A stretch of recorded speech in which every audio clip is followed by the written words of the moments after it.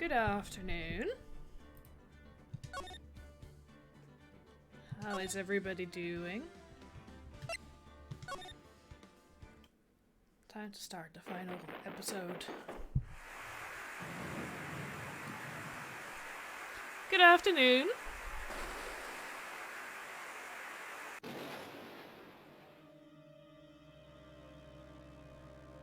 Hello.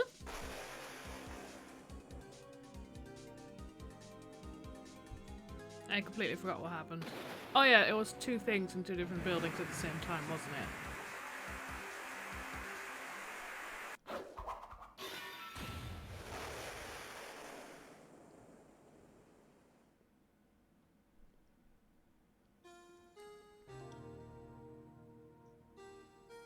I do like how the intro thingies get more and more vague. It's been 2 months since Maya left the office. 2 months without a single trial. I've had offers, but none I took. Dude, that's not how you run it all. You run.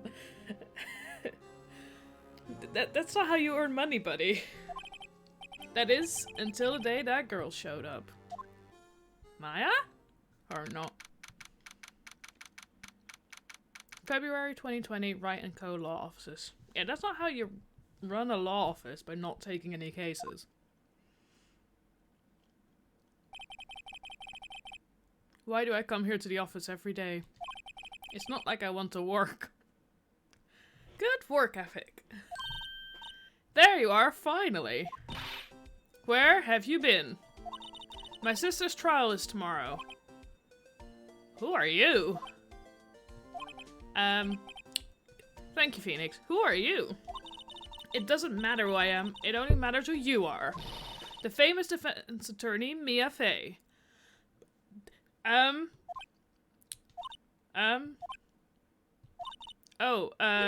You're not Mia Fey, are you? I'm sorry, but Miss Mia Fey no longer works here. So you are the coffee boy? Who are you? I'm Phoenix Wright, a defense attorney. Right? Right. Wait, I love that the glasses came down for her writing. You're the Phoenix Wright? The Phoenix Wright from the Edgeworth murder case? Yes, that's correct. It wasn't Edgeworth who was murdered, though. That's a relief, then. You're better than nobody. I'm sorry, I'm afraid I'm not taking cases right now. But you are Phoenix Wright, right? The undefeated defense attorney. Look, I'm not accepting any new cases. I'm sorry, but you'll have to try elsewhere. Please, I'm out of time. What have you been waiting for? But, please, you have to help. It's my sister. Aww. Maya, could it be? Okay, I'll hear you out. Really? Thank you so much. You still haven't introduced yourself. I have no clue what your name is. I love the amount of times I ask a question that gets answered in the next sentence. My name's Emma. Emma Sky. Emma. I'm a scientific investigator.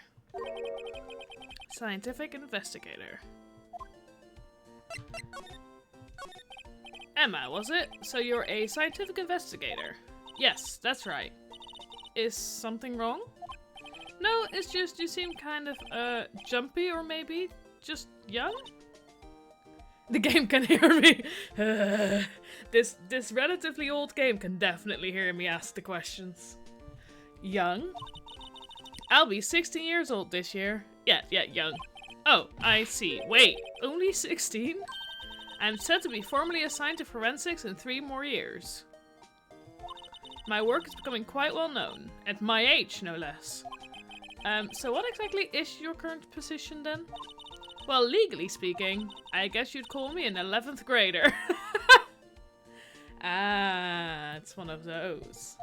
But I'm ready to do my job, at my age, no less. Oh, please tell me that the at my age, no less isn't gonna be her, main thing. That's gonna annoy quickly. Great, another future professional training. So what's this about a case? You said the trial's tomorrow. My sister didn't do it. She wouldn't stab someone with a knife. She wouldn't. I agree, she is cute. So, it's a murder case? I don't care if there's a witness who saw her do it. She didn't do it. Okay, good start. I know she didn't do it. It's a scientific fact. I'm loving the glasses, I have to say. And there's a witness? Just talk to her. You have to talk to her. Right. I suppose I will. I promised her I'd bring Mia Fey, but that's interesting. How would she know Mia? So you want to be a scientific investigator when you grow up, then? Excuse me? I'm not a child, I'll have you know. Still, it's good to have a goal, albeit a very unusual one. I believe investigations should be done scientifically. Good point. Don't you? Yeah, sure can't fault her for a lack of enthusiasm. If this case is handled scientifically, I'm sure my sister's name will be cleared. Your sister? I've been doing research, you know. I'm developing a new scientific method of case investigation. I'll show you when I'm done. I'm looking forward to it. Guess I should get down to the detention center and talk to her sister. My sister asked for Mia specifically. This Mia Fey person was a few years below her in school. So they went to the same school, huh? She always told me to go to Mia if I ever needed a defense attorney. She is a child, I agree. And, well, I need one. Incidentally, Mia is a woman? Now that you mention it, I guess it is more of a woman's name than a man's. Well, it's nice of you to help your sister out like this. You must be close. Well, actually, when she gets like this, like she is now, I kind of hate her. Oh my god. Okay. Huh? But she's my only family. Your only family. What about your parents? They died in a car accident when I was little. Tragic backstory alert. Oh, I'm sorry. That's where that ended, apparently.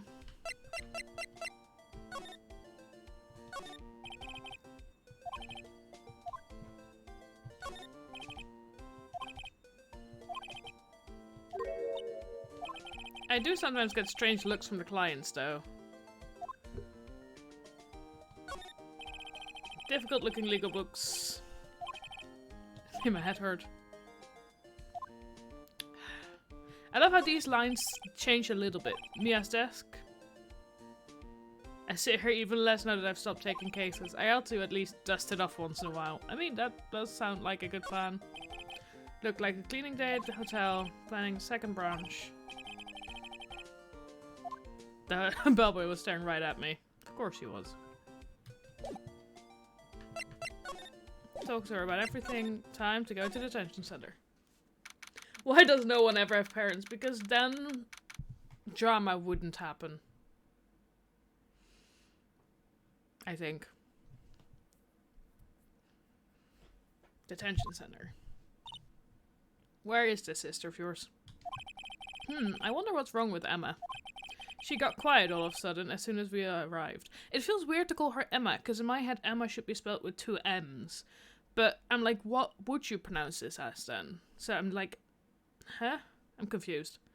I'm also still looking for the pun in her name. She got quiet all of a sudden as soon as we arrived. Guard, I thought I told you I didn't want visitors. Sorry, ma'am, it's just your sister. No excuses. Or did you not want a raise this year, Who is she?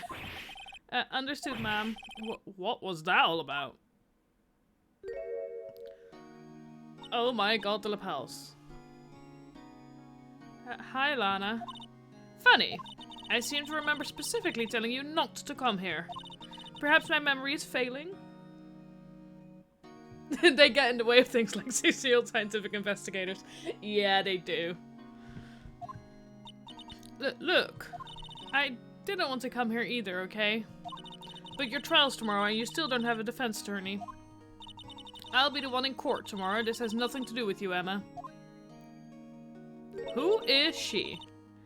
Yeah, I am assuming Lana, but... Isn't that right, Mr. Wright? Hey, how do you know me? Mia mentioned you. I've heard quite a bit. I'm sorry, what exactly is it that you do? My name is Lana Sky. I'm chief prosecutor for this district. Oh my god, okay. Yeah, you're a prosecutor? 2 sisters, one a lawyer, one a lawyer. Could this be a coincidence? Oh, I'm seeing. Okay. Emma, Lana. I mean, they're just like Mia and Maya. Is something wrong, Mr. Wright?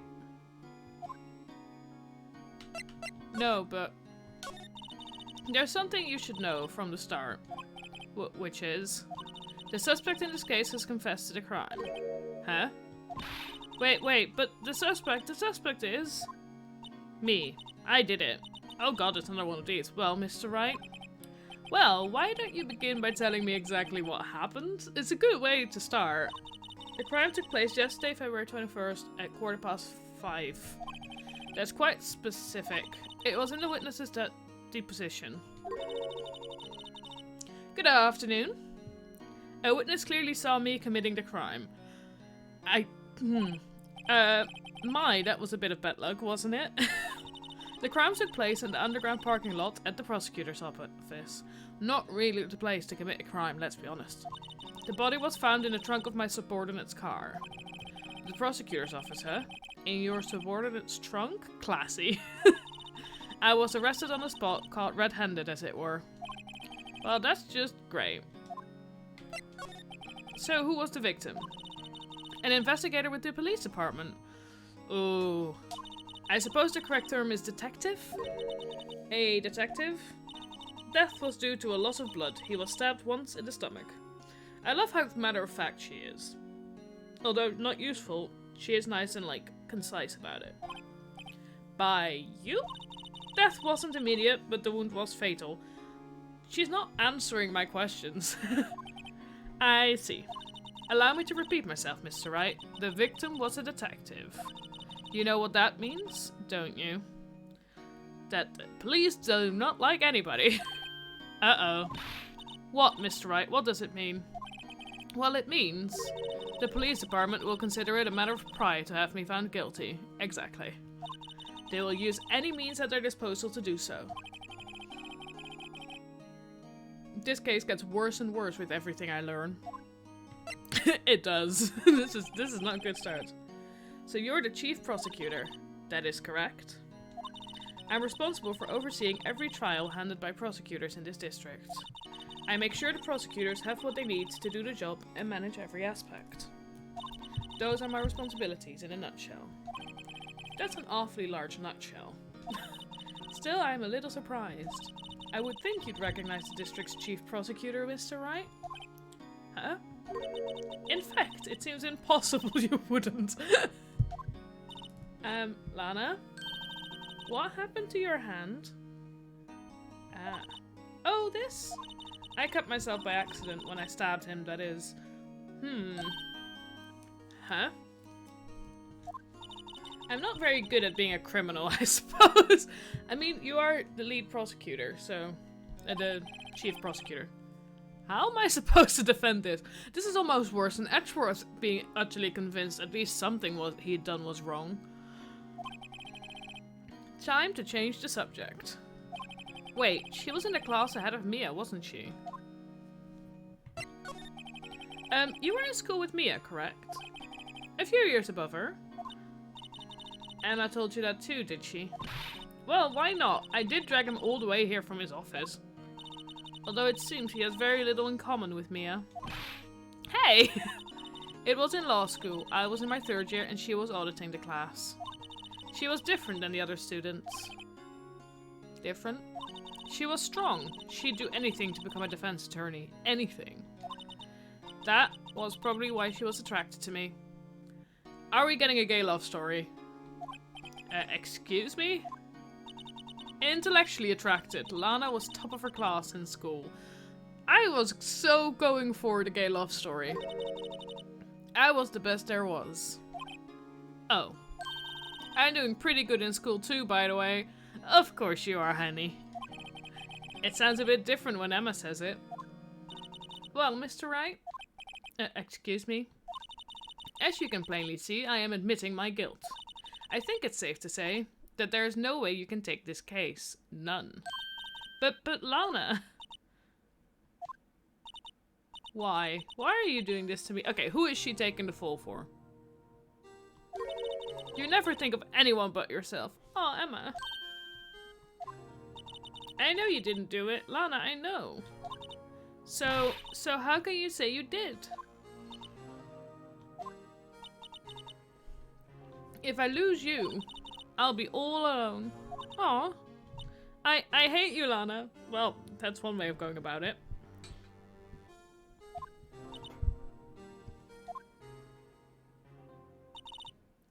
Mr. Wright?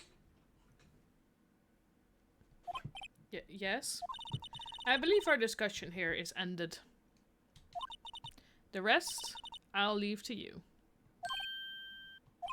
You mean you're requesting my services as your defense? Don't lose any sleep over it. Your client has confessed after all. The case is over. It's over when I say it is. Right, I'll do what I can to get to the bottom of this. Lana has confessed to the crime, yes. But something doesn't fit. It's definitely not a productive way of going about it.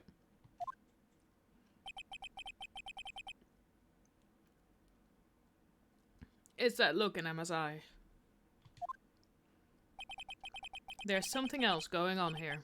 And I'm going to find out what. What does she know? That's my thing. Emma definitely knows something. And she's definitely, like... I'm almost like, does Emma know who did it? I'm sorry, Mr. Wright. Huh? About what? My sister. She's not always like that, you know.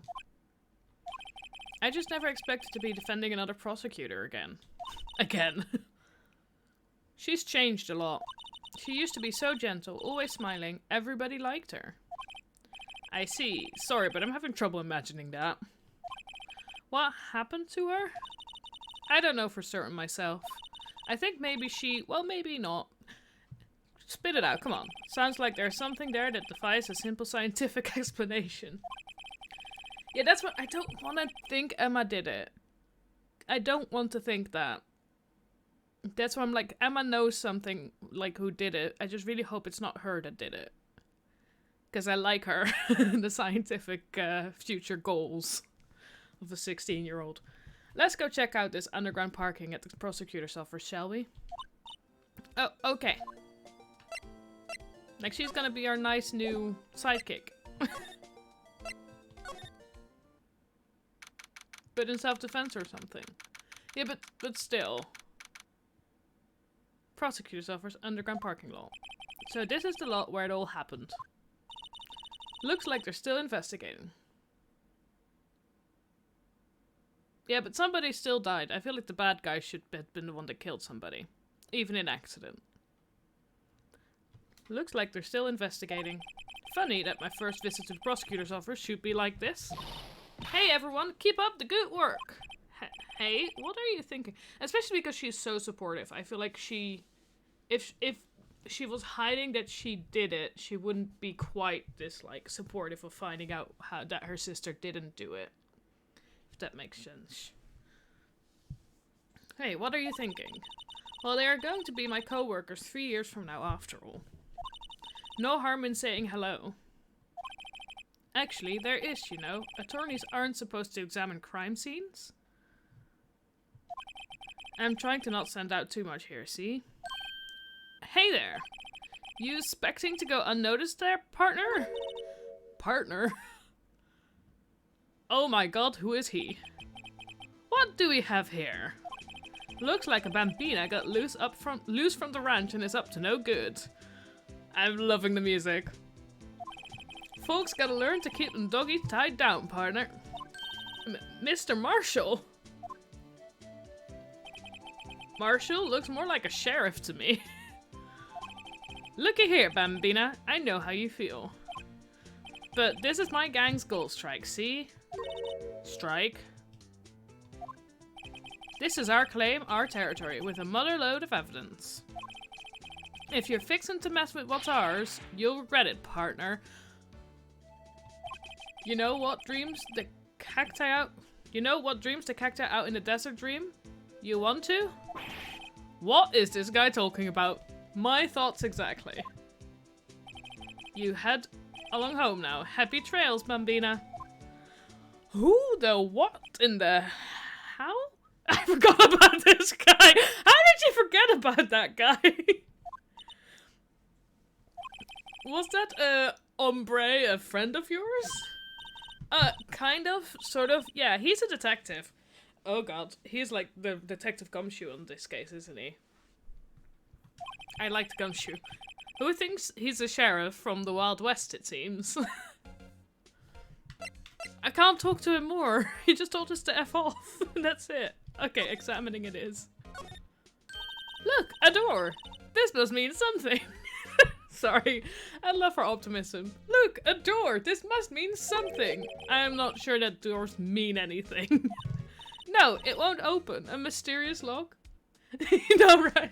Yeah, how did you forget? I mean, he did just come in, told us to F off and leave again. I'm hoping he gets more time in this case. No, it won't open. A mysterious lock. I failed to see what's mysterious about it. Mr. Wright, you need to learn to enjoy life more. Let's finish our investigation first, shall we? Ooh, I like her. Enjoy life, Phoenix. A magical door that's locked. Aha, a ladder. That's a step ladder. What's the difference in scientific terms, please? Scientific, huh? Look at the basic nature of things, Mr. Wright. This all seems so horribly familiar somehow.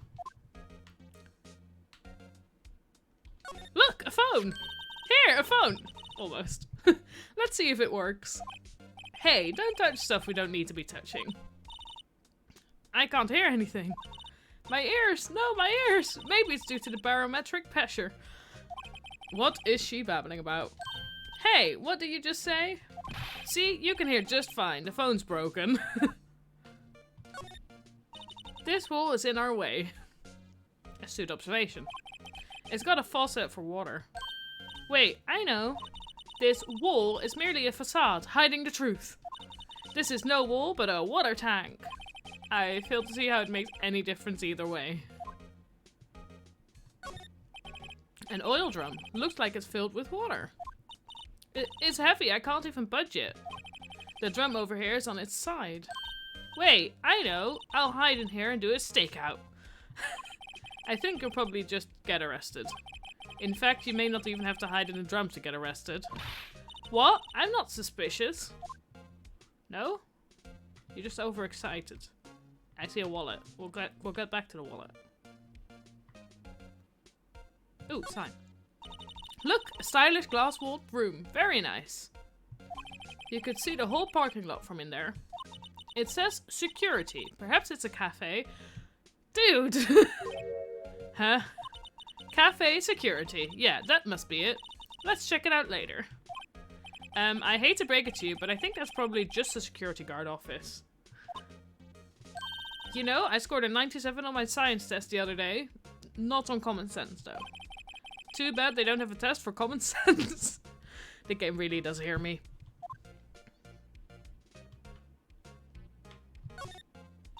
This is where the cars leave the lot. The arrow on the ground makes it look more like an entrance. What are you talking about? It's plainly an exit.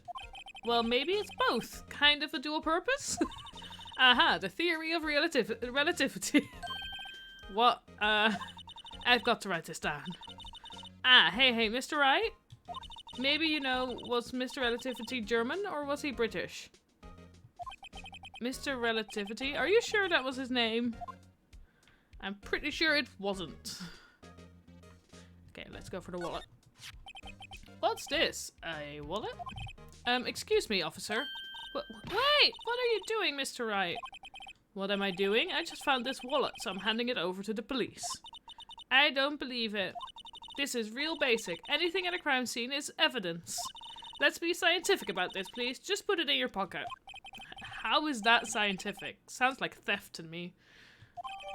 Wallet hastily stuffed into pocket. A folded wallet found at the crime scene. There seems to be something inside. I'm called to duty already, and at my tender age... Here, I'll teach you the trick to examining evidence in detail, okay? By the way, her eyes are sparkling. I can tell she's been waiting for this. Okay, now, look at the court records. You have to be sure to examine evidence carefully on all sides. Now let's start examining from every angle. Are we gonna learn a new, like, game mechanic in the last case of this game? Is that gonna be like a game mechanic in the next game then?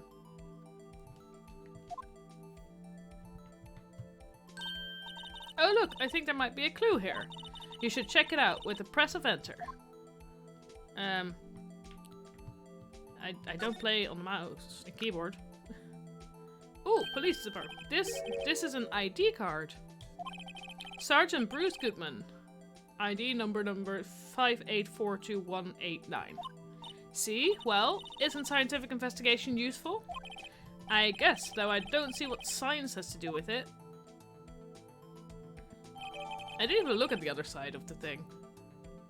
Goodman's ID added to the court record. Is Goodman gonna be the person murdered in this case? Because it is a detective. Let's be sure to examine every piece of evidence we find. I guess I've got to be on my toes from now on. Anything else we need to look at? Go to Café Sécurité. I think we have seen everything.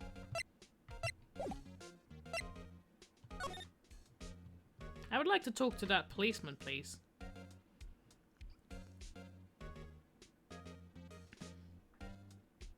Just making sure I've done everything.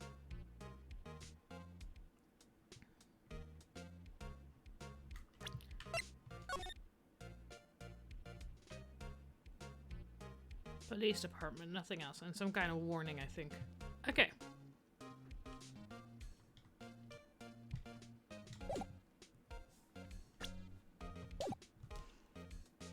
Okay, then we're gonna go back to the detention center. Let's have a look around. Smile for the camera. Is he gonna still be here? Just no clues. Yeah. Visitor's room, frozen frigid fares. Feeling a bit chilly myself.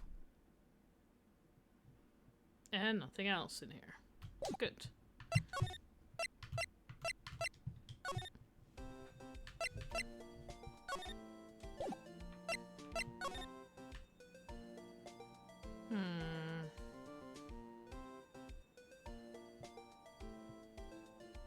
Have I missed something somewhere?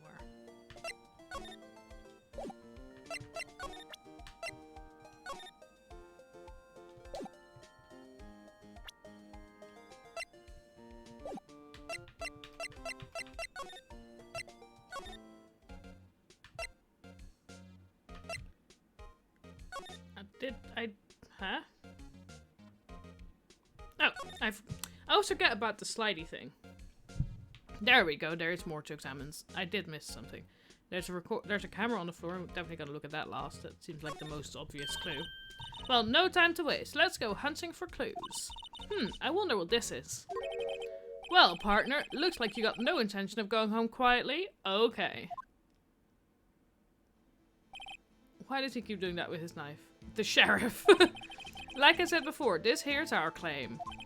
You'd best be moseying along, unless you're fixing to bite the bullet. Yeah, scary. Could you just tell us one thing? Who owns that car? Well, the little filly's got a good nose on her. You want to know who rides that red Mustang with the body in her saddle, eh? Please. No problem, partner. About time for victuals anyway. Fitless anyway. Get yourself to the saloon up on the 12th floor of the prospector's office. Might just find you a carvessa you like. Prospector's office? Where does this guy think he is? And when, for that matter? Note to self. Look up victuals, saloon, carvessa. Well, saloon I know. Victuals and carvessa are also confusing me. Maybe we should check out room 1202, the High Prosecutor's office. I'm loving this animation of her, like, very happily scrolling with her glasses on. I like that a lot. In any case, stay away from the car. You can look around here all you like. Just keep your paws off our claim. Right, great. Great, maybe there are some clues around here, Mr. Wright. Let's check it out. Excuse me? Were you two all set? Us? Who are you? What's this? She couldn't be. You're selling lunches? Here? This is a crime scene. Hello, half and half, was it? Oh, thanks. And you, sir? Yes? Some crunchy goodness coming at you? Thanks. Interesting way of doing business. This area is off limits to anyone without clearance, especially passers-by. Are you officers? No, but you don't exactly look like the type to have clearance. Well, that's hardly a way to greet someone. Even if my days as the cough-up queen are over. Cough up, huh? You know, I'm feeling kind of full. Maybe I'll pass on lunch. I'm quite connected to this case, you see. The images are burned into my eyes, you might say. Yes, all the sordid secrets. Oh, she's gonna be the eyewitness, isn't she? Secrets? Dear me, you are a slow one, aren't you? I'm referring to the murder.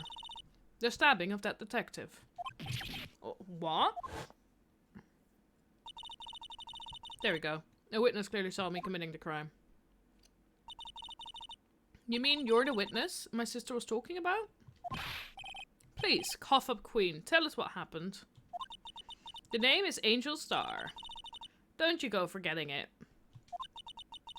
Or before you know it, I'll have you whimpering at my heels. Ooh, I'm loving the two-facedness here. Yes, ma'am. Yipes, she means it. Somehow, I knew. Yesterday was a day of destiny. I knew something was going to happen. Just like I know that the daily special on Friday every week is salmon. Destiny? Was yesterday special for some reason? You're a defense attorney, right? You should know then. You should know the foul misdeeds of the evil ones who haunt this den of inequity. Evil ones? Prosecutors. They have no qualms at all about blackening the name of innocence. And yesterday they paid homage to the most evil one of all. They gave an award for King of Prosecutors. What a farce. So she's saying there was some sort of prosecutors convention yesterday. I was almost compelled to lace their lunches with something foul. Do you have a personal grievance against prosecutors or something? It does look like it. Or is there some kind of scientific evidence for this? Evil. Young miss, mock me at your own risk. You'll soon find out why they call me the cough-up queen. Ew. The most heinous of all the evil ones, the one they awarded yesterday, it was in his car that they found the body. Proof that he devours the evilest lunches of all. Really? Really what? I'm totally confused. I am totally confused, Mom. One thing's clear, this lunch lady has a thing against prosecutors, and it's very obvious. So what exactly was it that you witnessed, Miss Star? It was a fascinating spectacle, to be sure. I now feel I know what they say when they talk about a woman's wrath. See, Lana Skye wield that knife so... Her knife flashed in anger, bringing him to a sad end. It was truly a sight to see. You mean you saw the very moment of the crime? The sound of his silvery ties to his world the sound of his silvery ties to this world being cruelly cut still rings in my ears. And the rhythmic beat of Lana Skye's knife. Wait a second, you know Lana Skye? Of course. It's quite a feat becoming chief prosecutor. How many lunchboxes of sin did she pack to make that journey, I wonder? She always travels light? Now, why would this pretty lunch lady know the chief prosecutor's name? Who is she, apart from a lunch lady? I wonder which prosecutor's car that is. I wonder too. Could we ask you a bit about yourself, Miss Star? I come here every day to sell lunches. I import only the freshest and best from the Far East. For some reason, the box lunches are a hit here. Why not make the lunches here rather than import them? Did you say something? No. Only true connoisseurs can understand. The kind you can only tell someone who has tried General Two's Trilobite lunch set. Trilobite. Oh, never mind, you win. Do we keep gaining lunch? I don't even want to appreciate part of a Trilobite's flavor. Anyway, I come here every day to sell lunches. My boyfriend works in the security room here at the prosecutor's office. Your boyfriend? See the security room over there? The glass-walled booth? I sell my lunches, and since I'm here anyway, I drop in to see him. Since you're here anyway, I guess selling lunches is more important than romance. So, to scientifically analyze the data available so far, you, Miss Star, are a lunch vendor with an ulterior motive for coming here. Useful analysis? Not. Did you have a bad experience with the prosecutor, Miss Star? I sense some hostility. Hostility? Ha, perhaps. Prosecutors are all alike, and the bigger they get, the worse they smell. Kind of like 10-day-old clams in the chowder. I wonder if Miss Star was involved in some sort of legal trouble in the past. That'd be sure case of food poisoning, scientifically speaking, of course. I mean, now you're talking, cough up queen. I thought she was just a lunch vendor, but now I'm not so sure.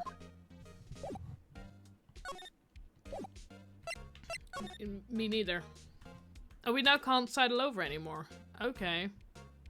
Maybe we should have looked at the car last.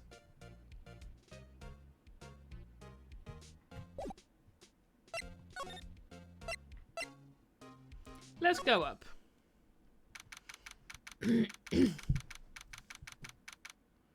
February 22, High Prosecutor's Office, room 1202. I love the jacket poster thing on the left. This is the kind of room that just screams, I can do the job. Quite a change from your office, really. Ah, the secret dig. Thanks. Look, there's a trophy or something there. A trophy? What, that shield? It takes real nerve to display stuff like this. Why is it on the couch? Whoever's office this is, they must be a real stuck-up jerk. Phoenix, right. Hello, Edgeworth. I'm loving the ruffles on your plants. You'd never tire of prying into other people's business, do you? That voice.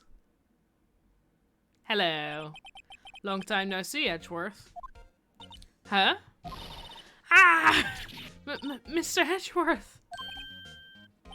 You know him from somewhere? Of course, I'm his biggest fan. My sister introduced us once, and... Right, her sister's a chief prosecutor after all. Well, what brings you here? I'll warn you, I've been known to be a real stuck-up jerk. No, did I? No. It was just Mr. Wright here. Hey, don't blame me. We're just here to investigate a murder case. Murder. A body was found in this nasty bright red sports car in the park. God, Emma. That would be my car. What of it? What? Your car? I'll say one thing. She certainly can scream. So the body was found in your car. Go ahead, say it right. You think I did it, don't you? Dude, we just got you off. We believed in you. It is a weird trophy, I agree. Also, again, why is it on the couch? He has a beautifully perfect, thing behind his desk that he could stand on, but it's for some reason on the couch. After you went through all that trouble to help me last year, no less. Again, that's why I don't think you did it. No, we don't think you did it. I mean, it was my sister who stabbed him. Wait, no, she didn't do that. I mean... Wait, so you're the chief prosecutor's little sister then? Yes, sir, Emma Sky, it's nice to meet you again. Now that didn't sound forced at all. Ah, now I remember. You've really grown. I'll admit it was a surprise for me too. To think that my own car would become the scene of a murder. More surprisingly still, I'm being forced to prove my superior's guilt. Oh, he's gonna be the prosecutor. Makes sense, otherwise I would have to make even more characters. Why not just put Edgeworth back in again every time? I can understand. Wait, what did you say? Lana Skye is the chief prosecutor, the top prosecutor in the district. She can't prosecute herself, so I'll be the prosecutor at the trial tomorrow. You? Mr. Edgeworth? To be honest, it's a bit of a miracle I'm still here at all. What do you mean? Rumors. You've heard the rumors about me, haven't you? Miles Edgeworth. It's hard to remember a time when there weren't rumors about this guy. Forging evidence, arranging false testimony, illegal searches, you name it. Thanks to my innocence. Thanks to my innocence, what? Thanks to you, my innocence was established in a trial at the end of last year. However, there are some who say I'm the one responsible for the current incident. What? That's crazy. Some people need very little excuse to think ill of others. It's a fact of life, impossible to stop. But some of them even go so far as to present me with toys like this. They think it's funny. Toys? That bronze shield? There's got to be a story behind that one. Chief Prosecutor Skye? Yes, we first worked together on a case 2 years ago. It was my first big case. That's right, I remember. 2 years ago. I wasn't even a lawyer yet. Since then, I always felt that she was looking out for me. It appears I was mistaken. Mistaken? Why? I mean, I know she's not the warmest person, but I'm sure she felt some responsibility for you. Then, why? Why did she stab someone in the trunk of my car? Not only that, she stabbed him with my knife. Dude! What? Mr. Edgeworth, your knife was the murder weapon? Who? Okay, so. At this point, we know it's not Edgeworth. The poor boy's gone through enough. We know it's not Lana. Because we just know it's not Lana, otherwise this wouldn't be a case. But who would use Edgeworth's stuff to kill somebody in Edgeworth's car? Who would have access to his stuff in his car to do that? Interesting, okay. To be specific, it was the knife I keep in the toolbox in the trunk of my car. Okay, at least that makes sense. So it's like, as soon as somebody would have opened the car, seen the toolbox, looked in there for any kind of murder weapon, and there's a knife in there. That makes sense. Okay, but again, who? Edgeworth knife added to the court records. I also like that he's the prosecutor, but he's giving us a lot of information. Edgeworth? What? Are you sure you didn't do it? Phoenix! Come on, can't he take a joke? You have a strange sense of humor, Mr. Wright. I agree with that.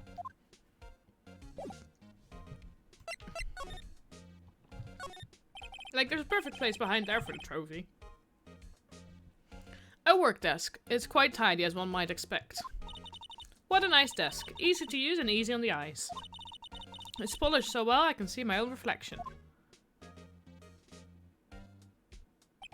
Strange. Why did I just picture Detective Gumshoe? Maybe I'll take that name plaque as a souvenir. Don't. He'll sue you. That is a nice desk, to be honest. Is that chess? Hey, a chessboard! I'm not too up on my chess, but it looks like blue's in a bit of a tight spot. The red knights have surrounded the blue pawn.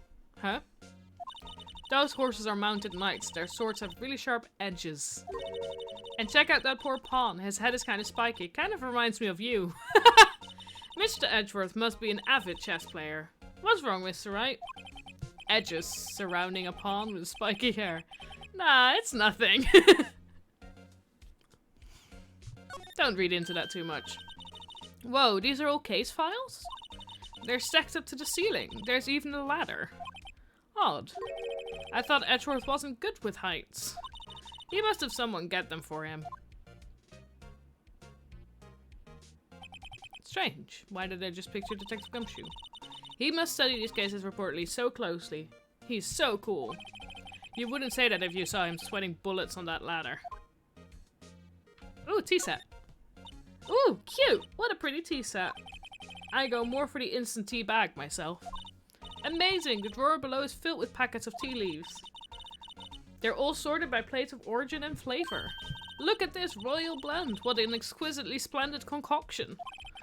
There's such a thing as taking a hobby too far. Phoenix, you shouldn't see my tea drawer. It's not quite done on location and flavor, but I definitely have like a whole bunch of loose leaf tea in pots. All labeled. Whoa! What of you? It must be nice to have an office on the 12th floor.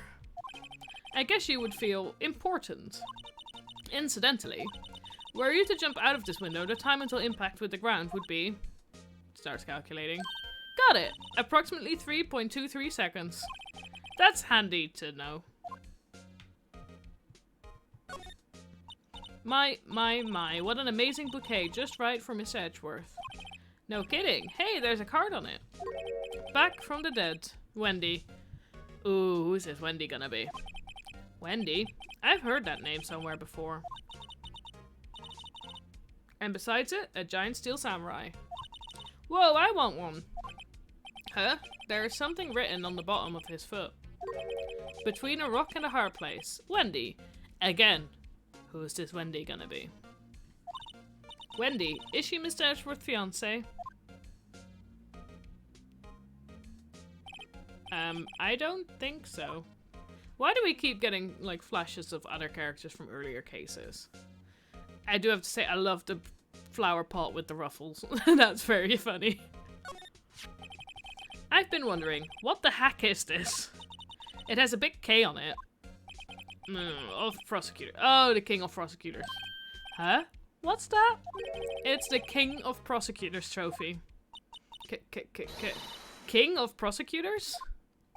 It's a great honor. They send that shield to the best prosecutor each year. What? So that K, that's... K stands for King? Yeah, you got a problem with that? I didn't design the thing. King of Prosecutors. Kind of like Employee of the Month, only better. Give it to Mr. Edgeworth of Prosecutor, King of Prosecutors at the PD on the day of the murder. Ooh, I can look at it again. So that's the King of Prosecutors shield, huh? Well done, Edgeworth. You must be proud to be the King of Prosecutors. Congratulations, King of Prosecutors. Please stop saying that. That still doesn't explain one thing. Why is the tip of the shield broken off? Why is it? Good question.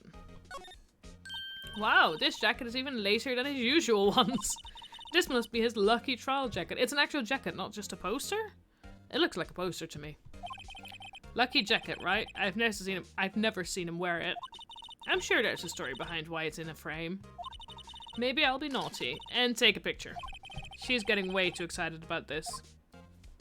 I do like that you get to see a little bit into Edgeworth's, like, office. Like, it's got the, like, standardized places for things, but then also some little bits that is definitely Edgeworth. I like it.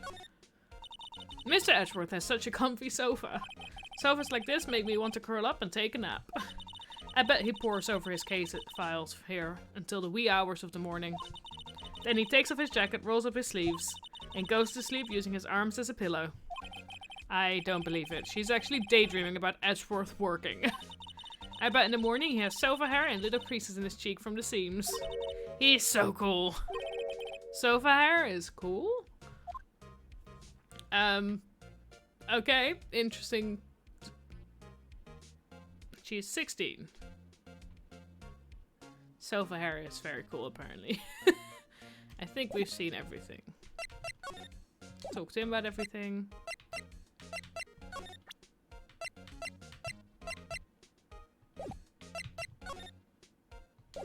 Can I present this to him?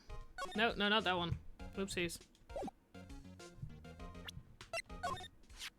Say, Edgeworth, I was wondering about this. Mr. Wright, huh? What? Are you sure you should be showing that to Mr. Edgeworth? Oh, he'll take it for sure, won't he? I wish I could be on the same side as Mr. Edgeworth, but then my sister would be found guilty. If she sighs any deeper, I'm going to start getting depressed. Never mind then. We'll move.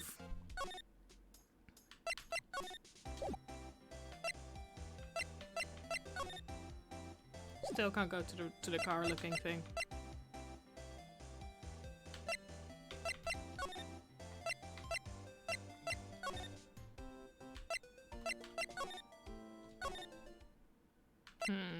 What have I missed?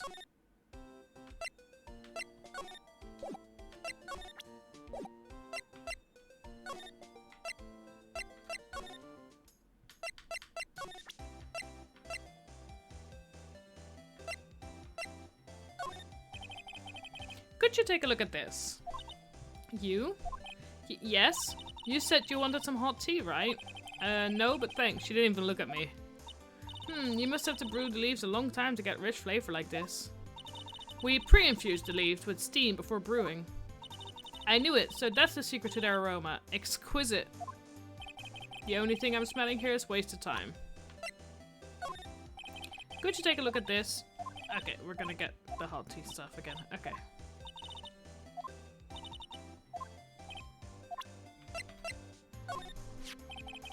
About this card. Lunchland vendors only accept cash, no cards. Especially not a card belonging to someone else. No, this isn't a credit card, it's an ID card. It belongs to a detective. And you're showing this to me, the lunch lady, why? That's like showing a fine honeyed ham to a detective. Why do you always feel like I'm being mocked? What am I missing? I'm missing something, definitely.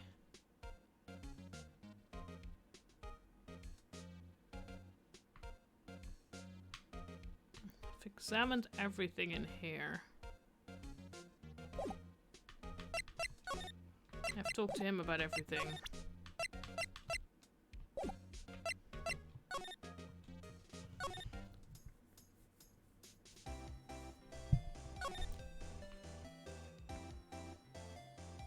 We have examined everything here. And basically presented her with any and everything I could think of. I want to go to the right here and look at the car, but I can't.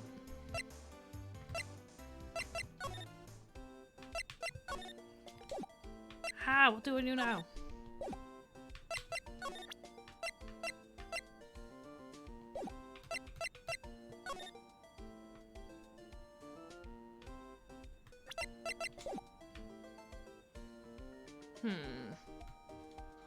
What am I missing?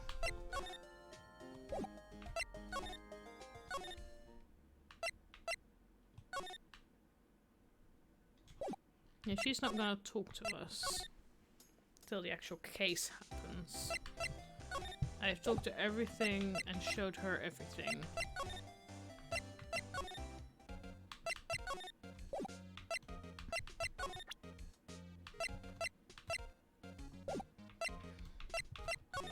Seriously, what am I missing? Like, obviously I have, apart from who Wendy is, I have no questions at the moment, but I don't know how I'm gonna find out who Wendy is.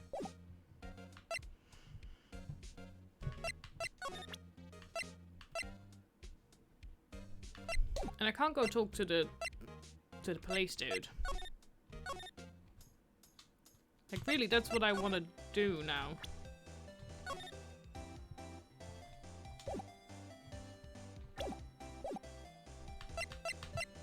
What if I present her this? I don't know why this would help. An offense attorney must be able to fight. How about you? Do you think you can win? How about tackling Lunchland's Pickle Supreme lunchbox? Whoa, it's really crunchy. A box of pickles. Kind of a sad lunch if you ask me. Again, that was not useful. I'm definitely missing something, aren't I? And it's not in these two locations, so it must be either in here or... I'm just going round in circles now. Like, I'm definitely missing something here.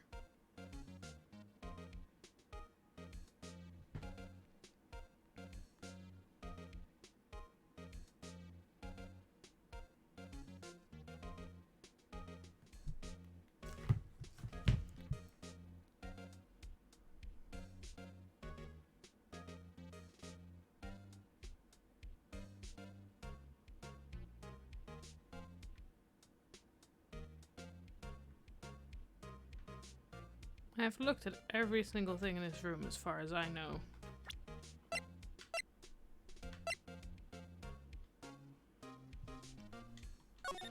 We're gonna do this.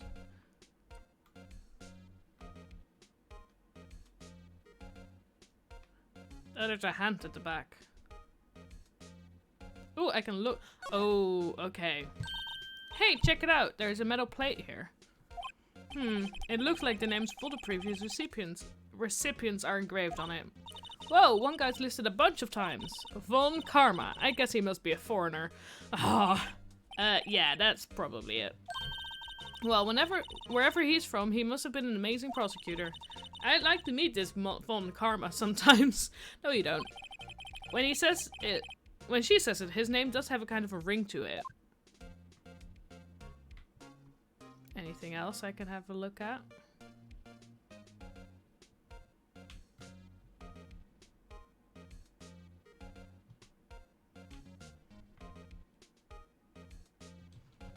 Okay, we're gonna have another check the knife.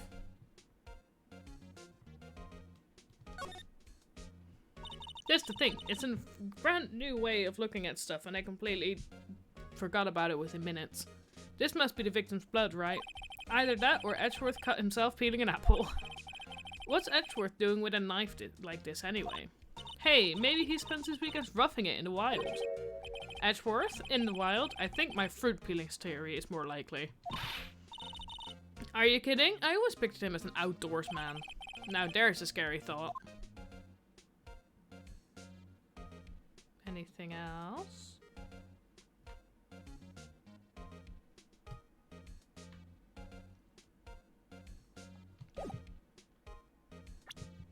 Let's have a check of this, see if there's anything on here. Ah, yeah. A name and ID number are written here. Sergeant Bruce Goodwin. I wonder why they only use numbers for IDs. What else would they use? Letters, silly. They're the reason we have a written language in the first place. True. Sergeant Bruce Goodman. ID yabba-dabba-dub. See, wouldn't that be better? Yabba-dub? Well, it does have a certain ring to it. Exactly my point. It does take much to amuse. It doesn't take much to amuse her. Anything on the back we can have a look at? No, okay. Had a look at that. You know what? We'll have a look at this.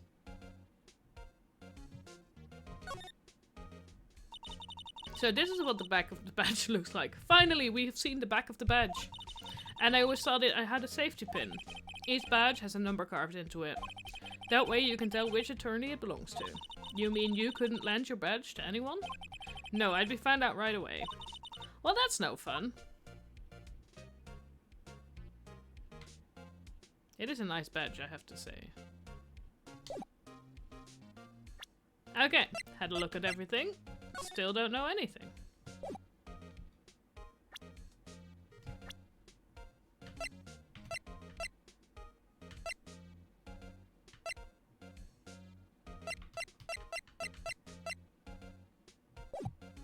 I want to know why she is called the Cough-Up Queen. But we can't ask her that.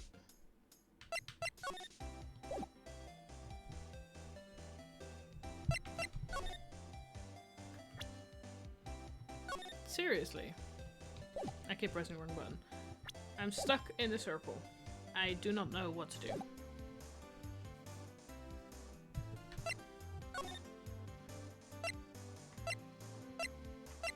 I'm like waiting for something to change. But it won't until I figure out what I'm missing.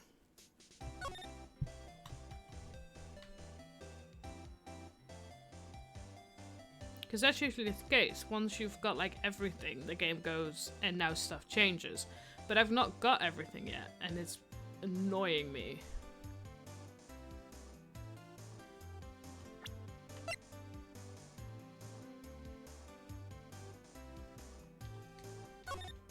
Yeah, that's looking at it again. I don't need to look at it again. I did that. Like, what can I... Because I've talked to her about everything, and I've presented her with everything. She doesn't react to these two. She doesn't really care about this one.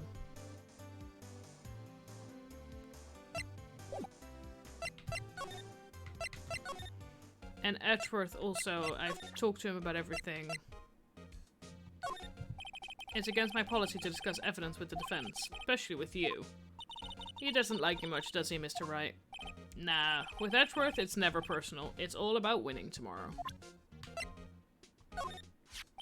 So basically this says you were the best of the best last year, huh? You can take that foolish grin elsewhere, right? I lost a day of work to receive that travesty.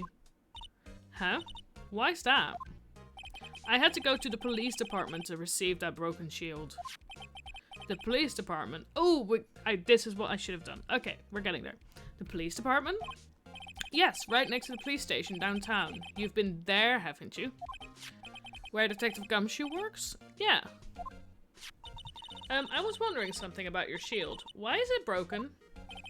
What does it matter? I've got more important things to worry about. Okay, so it was already broken when he got it. Oh, right. He doesn't seem too concerned about his award, for better or for worse. Yesterday was a very busy day for the prosecutor's office. Maybe we should ask him more about yesterday? There we go. Now he can ask him about yesterday. Could you tell me more about yesterday? The day of the murder? Yesterday was the annual cleaning day at the prosecutor's office. So everybody had to leave. Cleaning day. Working with the police department, we sort and file all evidence for solved cases. We call it evidence transferal. Wiping your hands of old cases, in other words. Oh, and another thing. A ceremony was held at the police department. There's an annual review and awards for outstanding police officers and prosecutors. And that's when you got the shield? I was at the police department yesterday afternoon. I got back here at 5:12. So that's 3 minutes before the murder happened. That's very precise. People like myself and Mr. Edgeworth pride ourselves on our precision, Mr. Wright. No, I place little faith in my memory. The only thing I trust is solid evidence. Edgeworth parking stub added to the court record. This is the parking stub from the underground lot. The murder took place around 5:15. So the murder happened right after you got back. What, right? I'd appreciate it if you direct that suspicious glare elsewhere. Who are you?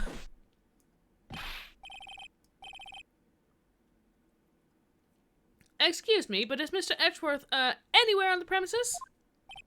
I'm Edgeworth, what is it? I'm here, sir, at the request of the chief, sir. I've got you a report, sir. Report? What? Did you find new evidence in the case against Chief Prosecutor Skye? I don't like the way this conversation is going at all. Skye, sir? No, sir. No name of that kind, sir. Not in this report, sir. I think I just heard Edgeworth's lid blow. Mr. Edgeworth's lid isn't on very tight, is it? I made a clear request to the police department, did I not? I need to focus on the trial tomorrow, so don't bring me anything unrelated. Sir, but sir. I'm just following orders, sir. They told me to bring this to you.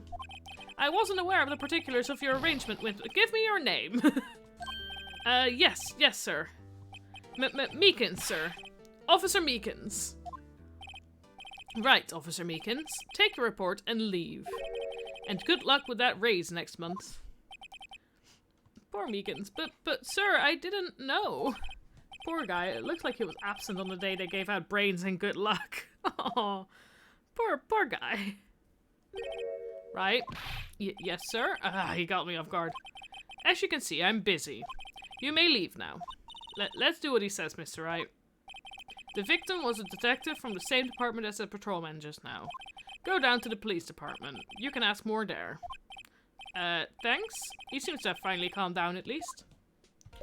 Thank you. We now finally have a new place to go.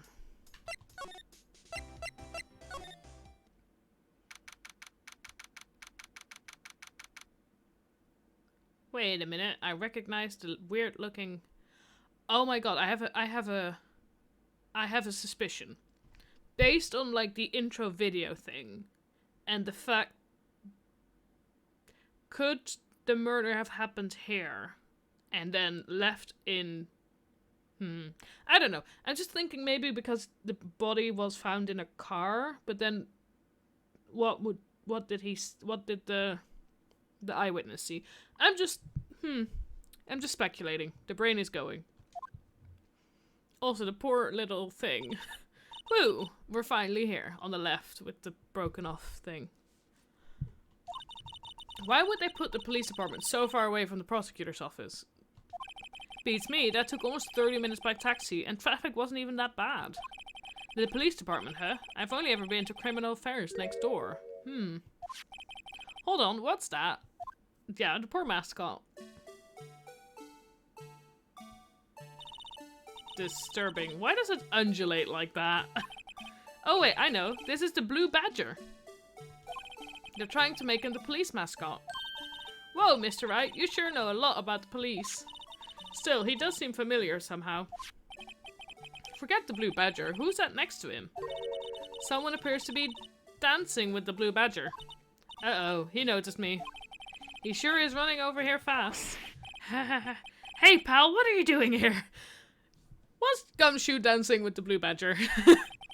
That's my line, Detective Gumshoe. Specifically, why were you dancing over there? What? Well, at least he doesn't seem to be busy. This is our chance to get information. Hey, I'll have you know, I'm a very busy man, pal. I'll give you one word of advice, pal. You'd better not agree to defend the suspect in this case.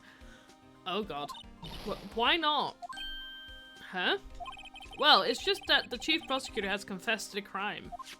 She says she summoned the detective to the prosecutor's office and she killed him.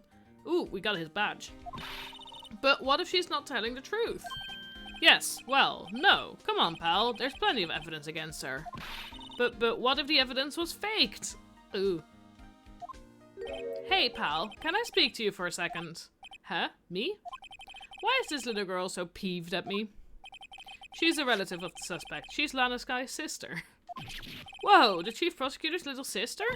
Just please investigate this case carefully, okay? Scientifically. Yes, sir. Oh, by the way, you might want to keep your voices down. You don't want to be overheard using words like faked. Huh? It's a sensitive issue with us these days. So, what are you doing here, Detective Gumshoe? Me? Oh well, nothing really. They kicked me out of criminal affairs.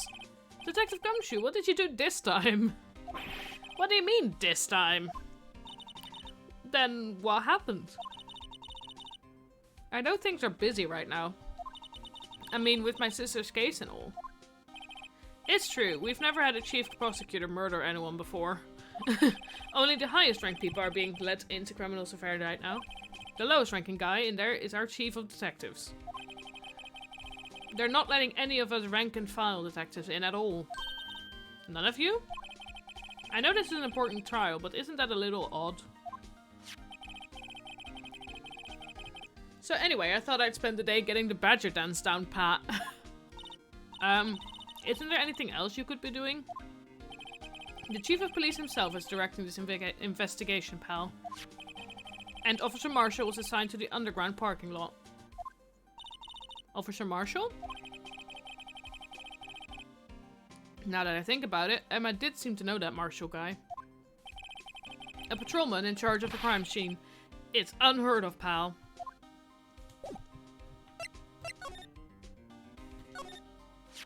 I was wondering about that. What? The dancing blue badger? It's my masterpiece.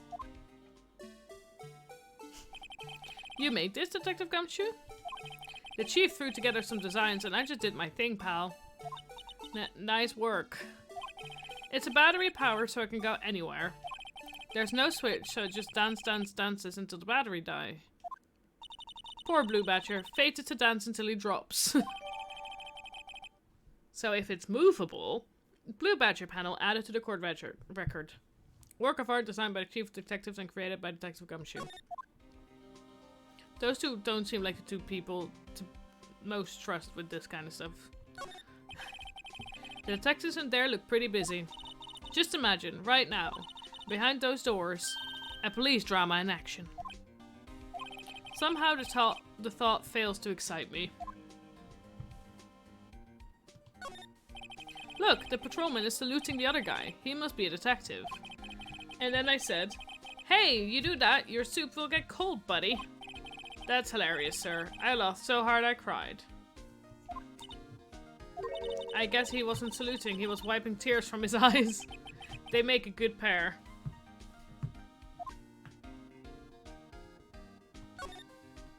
Mr. Wright, do you know why patrol cars are painted black and white? No idea. Why? Well, I think they're designed after a panda. Why? A panda? Not that I have scientific proof, it's just a theory. Do you mind me asking how you came up with that theory? It was when I was on a school trip. I saw a patrol car and it came to me. We had just been at the zoo, see? Ah.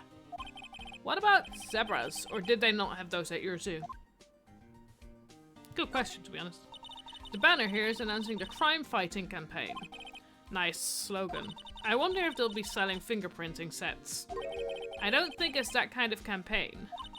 What family wouldn't want a set at home? It's good for finding out who snuck into the cookie jar. I think most families can figure it out without the extra help. I always get excited when I come to a police station. Why is that? It just feels like I've jumped into a movie. Oh. You know, with all the police and criminals. Well, I don't know if this is all that exciting. Sure it is. Look at those two officers over there. They're probably talking about the latest bust. Funny, I thought they were talking about the weather. The usual wanted posters are hanging up on the bulletin board here.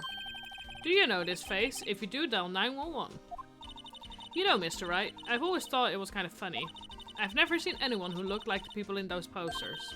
They hardly even look human. She has a point. I think we have looked at everything.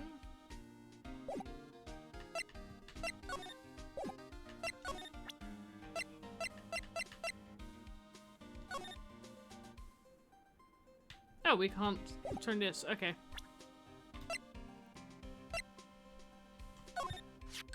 Hey, that's it. That's the King of Prosecutors award that Mr. Edgeworth got yesterday. Were you at the award ceremony, Detective Gumshoe?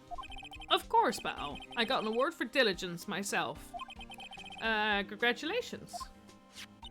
I was wondering, why is the award a shield? And why is it broken? Oh, there's a reason. I'll tell you what it is later. Apparently he's forgotten. But I was proud of Mr. Edgeworth for winning that award. Even with all the naysayers in the prosecutor's office.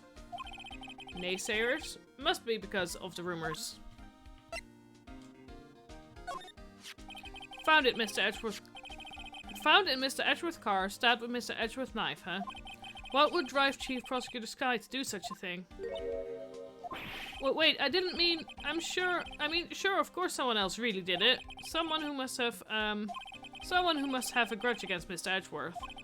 The car and the knife do seem a little too well organized to be a coincidence. Poor Mr. Edgeworth. What could have happened? We have to find out a little more about what's going on with Edgeworth. Detective Gumshoe, what can you tell me about this? Huh? Hey pal, this is Detective's ID card. You can't just keep that, you have to turn it in to the police. It's people like you that get me in so much trouble all the time. Meaning Detective Gumshoe must drop his card a lot. Let's see. Bruce Goodman. Goodman? Sounds familiar. Nah, my mistake. But didn't you work together with him in criminal affairs? Whoa, now I remember. Bruce Goodman. He's the victim. Thank you for the confirmation. That's what I thought. Can you tell us more, Detective Gumshoe?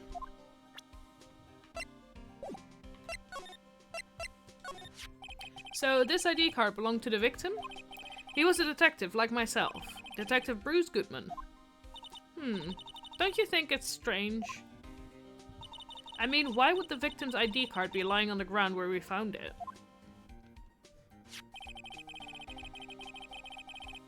Well, Detective Goodman should have been at the police department yesterday. There was an evidence transferal for a case he handled 2 years ago. Evidence transferal? Mr. Edgeworth mentioned that too. But Detective Goodman was killed at the prosecutor's office. Well, that's the thing. It's hard to say this, but word is that Chief Prosecutor Sky called him out there to the parking lot. And Lana's confessing as much. That's not useful. He's in a tough spot again. Again.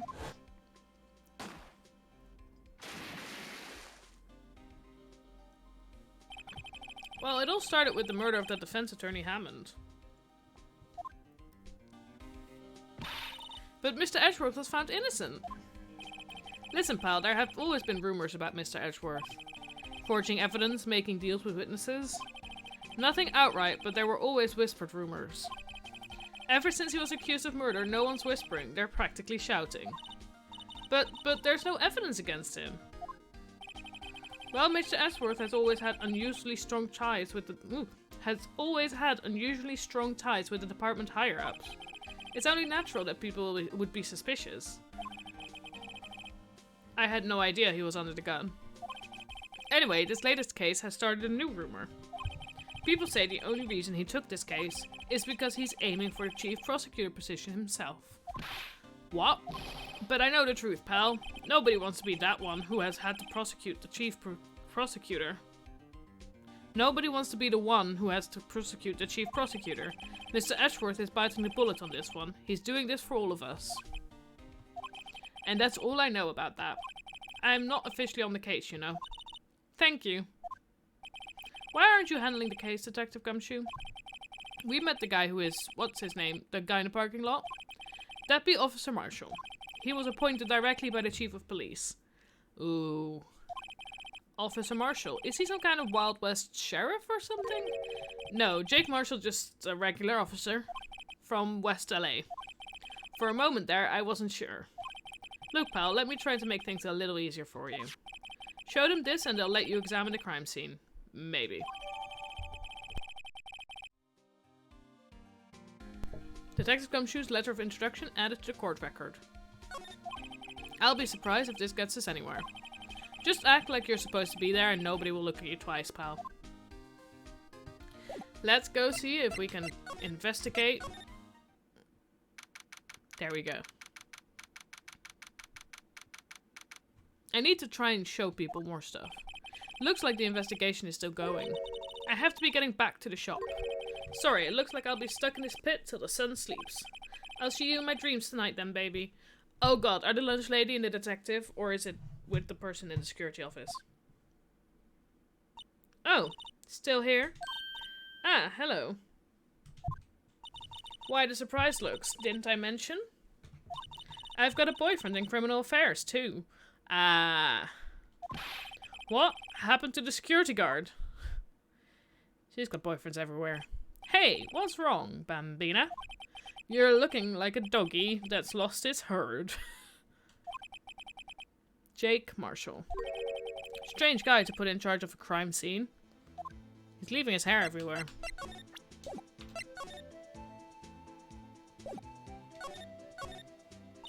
There's something I wanted to ask you. The scene of the crime? A cold grave for men who've lost their dreams. And me, I watch over them as they sleep, dreaming of the desert's harsh judgment. He's asleep. Well, should we show this hopeless case something to catch his interest? There's something I wanted to ask you. Ugh.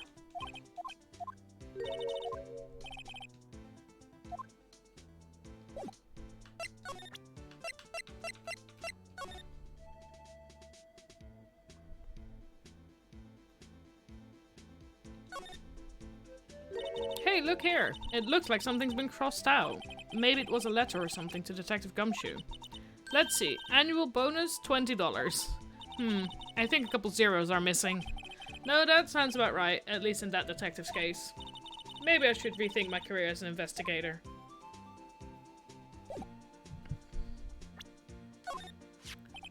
Would you mind reading this for me? What's this? I warn you, fan letters to me go right into the spittoon. It's a letter of introduction from Detective Gumshoe. May we investigate? Gumshoe? Ah, that old cow dog. He holding a birthday party or something? Huh? Look, where it should say letter of introduction, it says invitation. Ah, I think he just miswrote it. Wait, why am I getting all defensive here?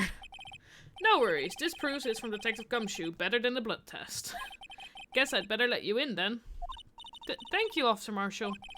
Oh, that's right, he's a patrolman, not a detective. Which reminds me. Hey, wait a sec. Isn't a crime scene supposed to be handled by a detective or higher? Well, folks, the clues are calling. Welcome to our gold strike. Be like the settlers, strike out for lands unknown. Manifest destiny. Let's have a hootenanny. Note to self, police investigations are like settling land. Well, Mr. Wright, what do you say? I say I won't be needing this anymore. Detective Gumshoe's letter of introduction crumpled and discarded. I like that. I'm happy I had a look at it before.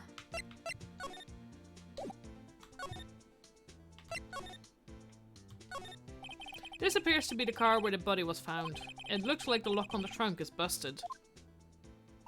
The crime took place in the underground parking lot at the prosecutor's office. The body was found in the trunk of my subordinate's car. Yeah, this is the thing. The body was found in the trunk of the car. I feel like it might have happened. The killing might have happened somewhere else. Quite a luxury car. It just screams, I have money to burn. Yeah, prosecutors get the big bucks. This rope, is it? Yep. They laid it in the outline of the victim's body. So wait, the victim must have died when the killer closed the trunk on him. You have got to be the only person I know that would come to that conclusion. A block. This area is reserved for prosecutors. Defense attorneys are relegated to B block. I dream of the day when I will be able to park my car here. I'll go over to B block to buy my hamburgers from you, Mr. Wright. I'm not planning on giving up my job that soon. There's B block. B block is through there. That's where visitors park. I can see the lunchtime car over there, far in the distance. Hey, you're right. I like the cute design on the door. I can see a cartoon cow munching down on a juicy looking steak. What? Doesn't that strike you as a little creepy? It does. You don't think too deeply about it, then you'll be fine.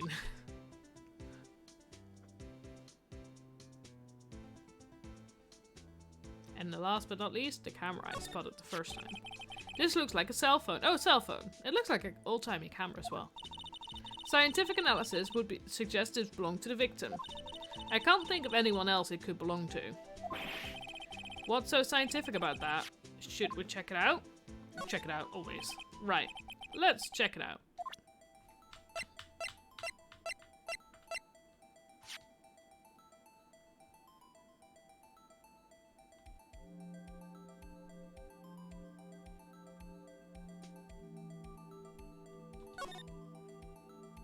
Ah man, what a boring strap.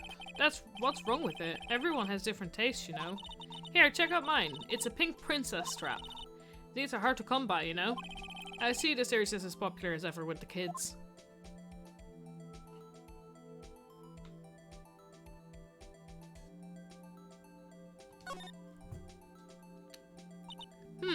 This phone's still on. This phone's still on the redial screen. Redial? Mr. Wright? Most phones keep a record of all the calls you've made and received. You just press the blue button to display the last number you called. Conveniently, isn't it? I'm surprised you didn't know about it. Sorry to disappoint you, but even I know about things like redial. Huh? Oh, I'm sorry. It's just you never know with people from your generation. Whatever, let's check this phone out.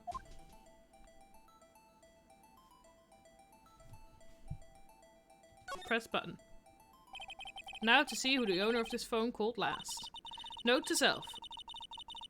A defense attorney doesn't think first. He just pushes the button.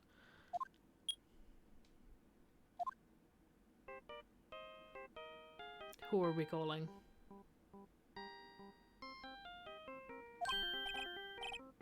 Hey, that song. I know that. Hey, what's going on over there? Ah, oh, sorry. I see you, partner. You pressed redial on their phone, didn't you? Well, yeah. Whose phone is this, anyway? It was on the ground over there. Whose is it? That belongs to Chief Prospector Sky. What? It's my sister's? She apparently dropped it when she was taken into custody right after the crime. Look, the last call was made right when the murder occurred. Looks like she was fixing to call someone. Except she only spoke for a few seconds, according to this. Who did she call? No idea. Sorry, partner. Now I got a question for you, partner. I heard a phone ring just now, one of those few newfangled ringtunes. Oh, that? Oh. I'm sorry, that was my phone. Wait, what? Your phone? Yeah, it's kind of strange, but someone called me right as we picked up the other phone. A wrong number. I hope you're not lying. They shoot you for that in Texas, partner. Uh-oh, I've incited the wrath of the Lone Star Patrolman. Cell phone added to the court records. Last call made at 5:18 on the day of the murder. Is there any more to examine here? Also, I knew that what I thought was a camera was going to be like the biggest clue. It doesn't... Ooh! What's this? Looks like a note of some sort. Look, something's written on it. 677S 12-2. There's a name printed on the paper above that. Goodman. Maybe it fell out of his pockets when he was killed. Well, so what does it mean, Mr. Wright? How am I supposed to know? Note to self. For deductive reasoning, go to Edgeworth, not Wright. I love her note to self. I'm sure Edgeworth wouldn't know what this means either. Victim's memo found in the car trunk. Anything else?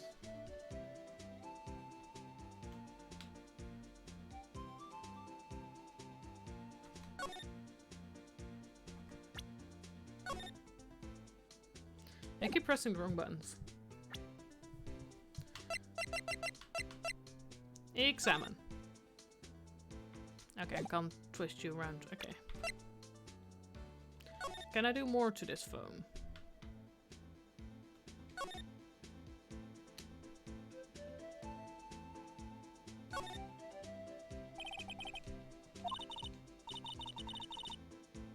What's wrong? You look like I do during finals. Never mind, it's nothing.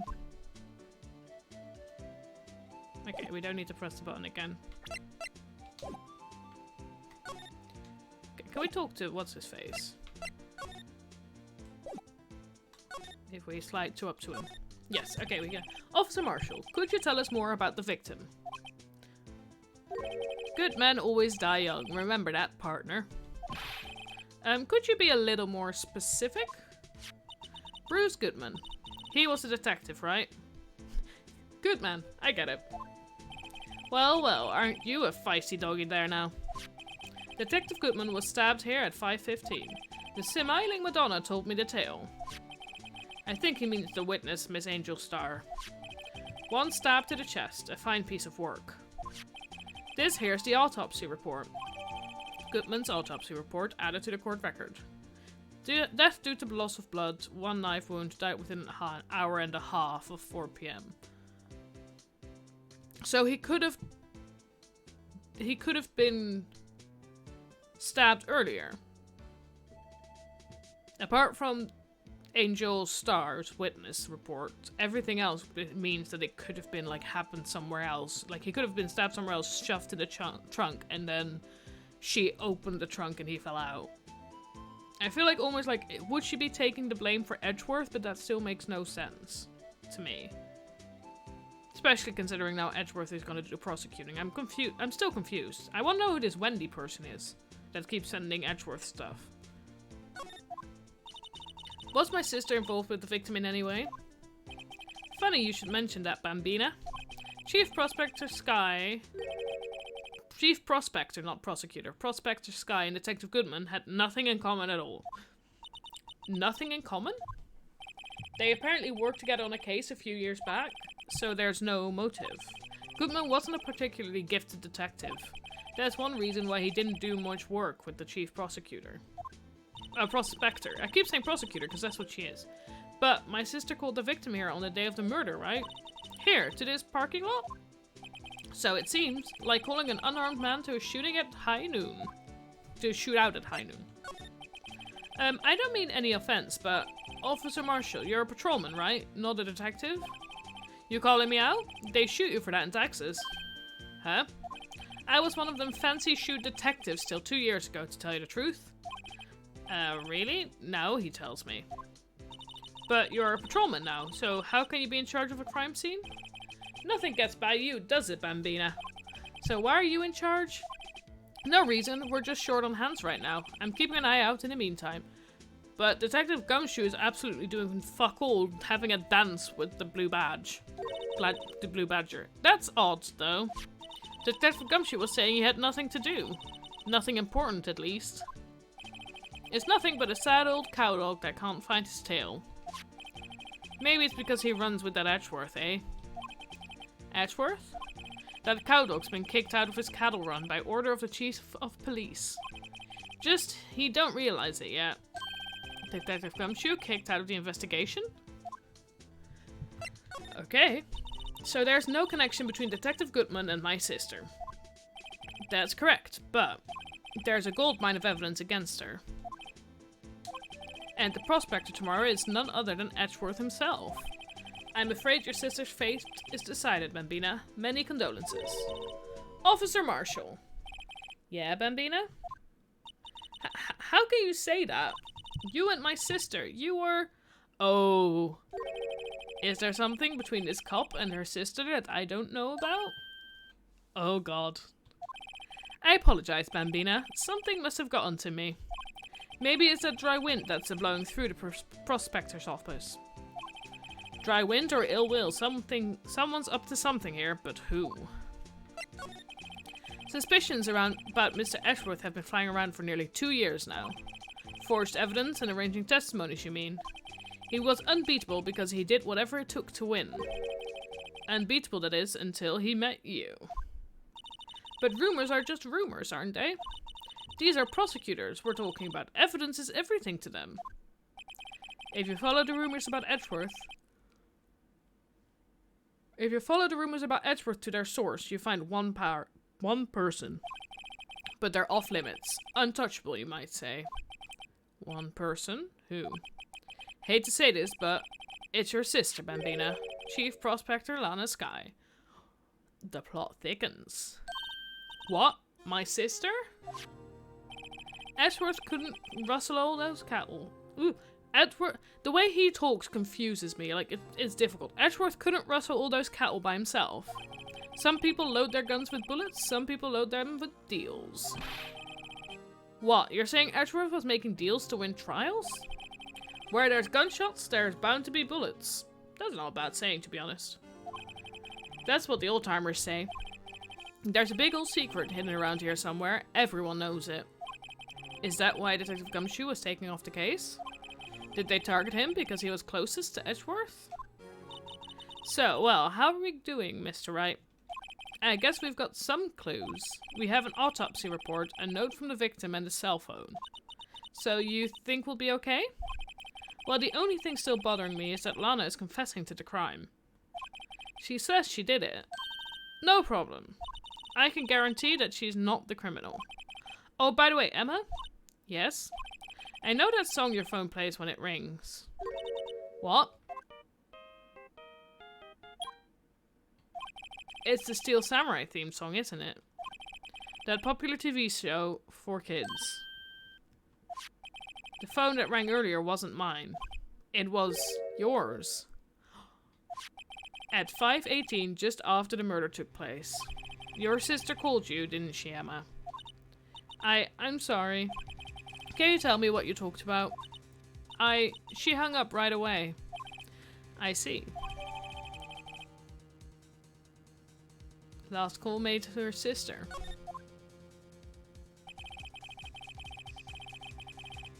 A detective is murdered, and the suspect is a top prosecutor in the district. I've got a bad feeling about this. Like, maybe I still don't know everything that went on here. Definitely not. No clue.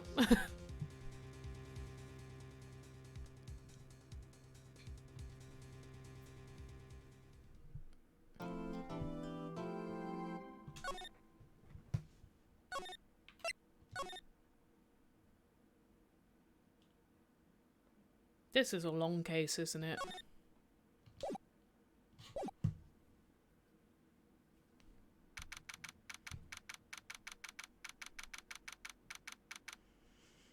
Let's start this. How did the investigation go yesterday, Mr. Wright? Well, we mainly found questions. Frankly, there are still a lot of grey areas. Or rather, the whole thing is one big grey area. Don't worry about me, no matter what the outcome. I'm ready to accept my fate. I believe in you, sis. Mr. Wright, let me offer you a word of advice. Yes. A defense attorney should never believe their client. The defendant is called to trial because they are suspected of wrongdoing. Never forget that. Miss Sky, you remind me a lot of Mia. But there's one decisive difference between you and her. And that is, you're not a defense attorney. I believe it's almost time for the trial. Good luck, Mr. Wright. I'm really wondering how she hurt her hand. It's gonna be a big thing at some point in this. I have no idea how long this case is. Hi, Consonance. Are you back?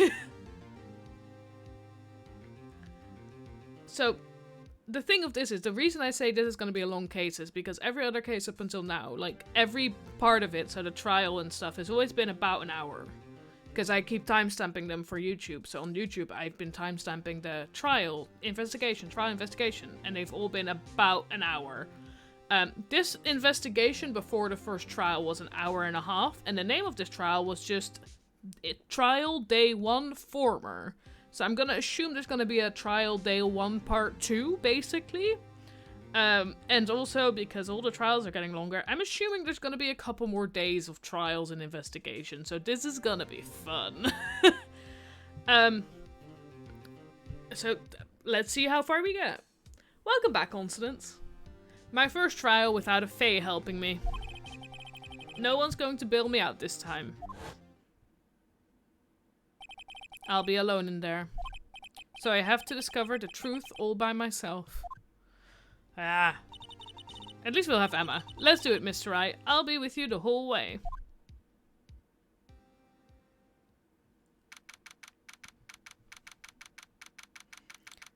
Let's go. Court is now in session for the trial of Miss Lana Sky. I do love how every case has the same judge. The defense is ready, Your Honor. The prosecution has been ready for a while, Your Honor. Why are you lonely? Edgeworth? It's been 2 months, but I haven't been in a courtroom since his trial. I hope that personal feelings will not be a part of the proceedings today, Mr. Wright.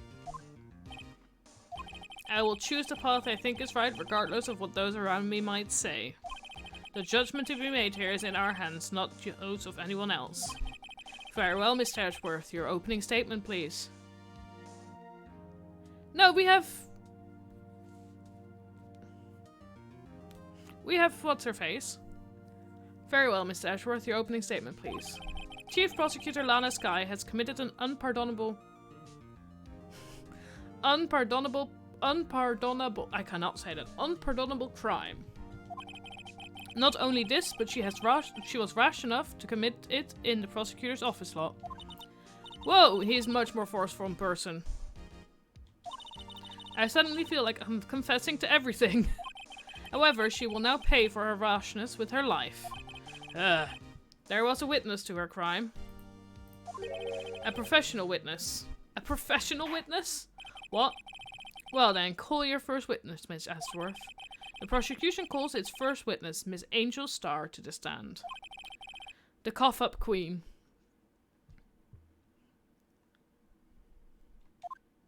We're gonna find out why she's called the cough-up queen, isn't it? Aren't we? I hope so. Haven't I seen you somewhere? You ordered the caviar lunch, right? Ho ho, caviar! I've never eaten caviar before. The judge is really wolfing it down. And for you, I have a fiesta bowl.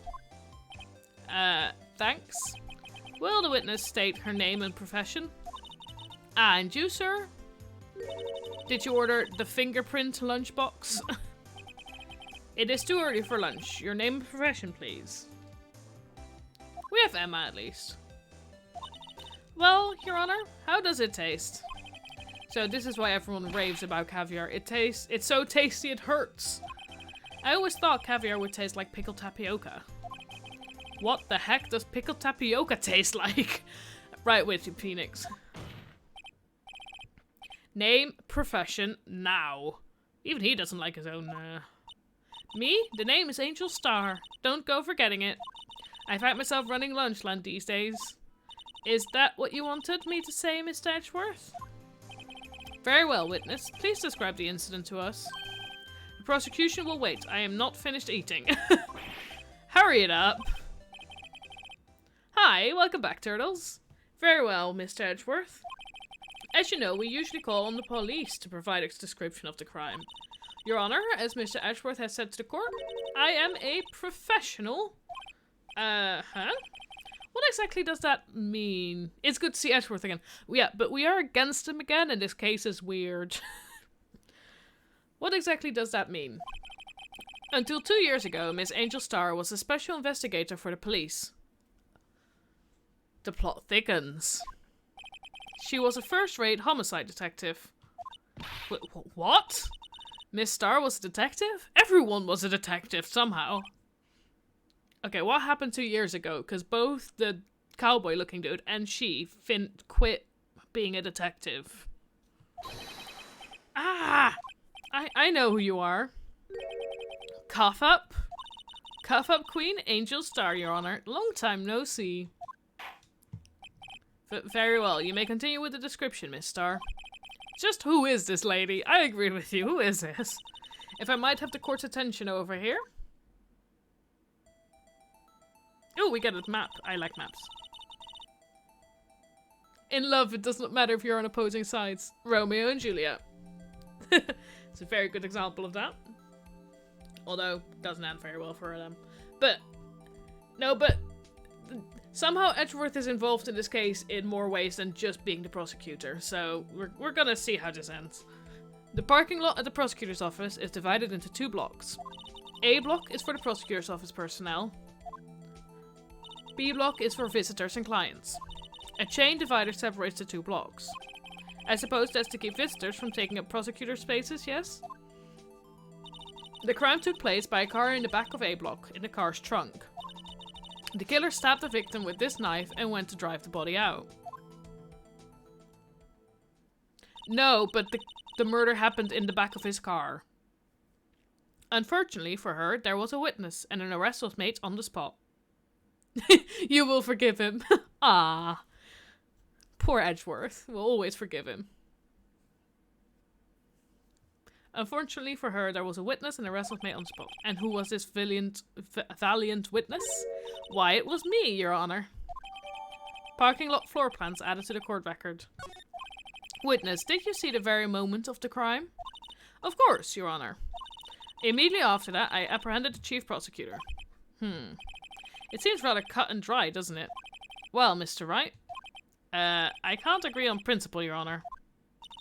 It seems that some poor losers are unwilling to accept the truth, Your Honor.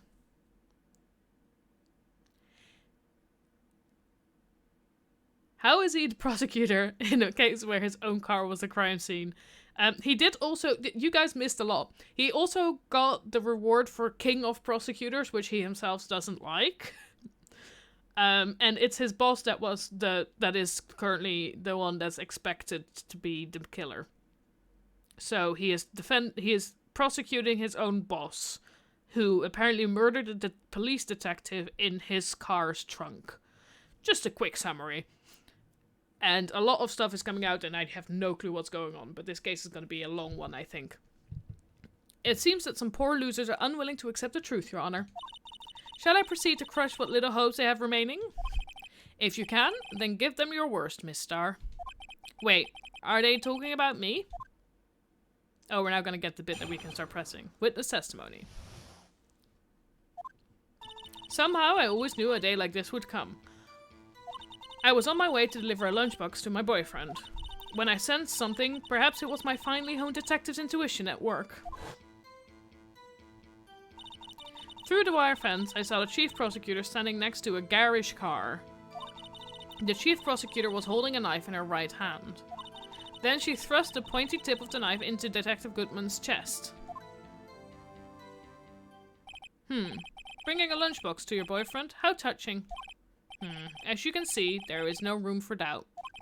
The key point of your testimony seems to be nothing other than the point of the knife which you saw being stabbed into Detective Goodman. So, how does it feel to be so utterly crushed? I'm still thinking about that. It's merely a flesh wound, Mr. Wright. Very well, Mr. Wright. You may cross-examine the witness. Time to press everything.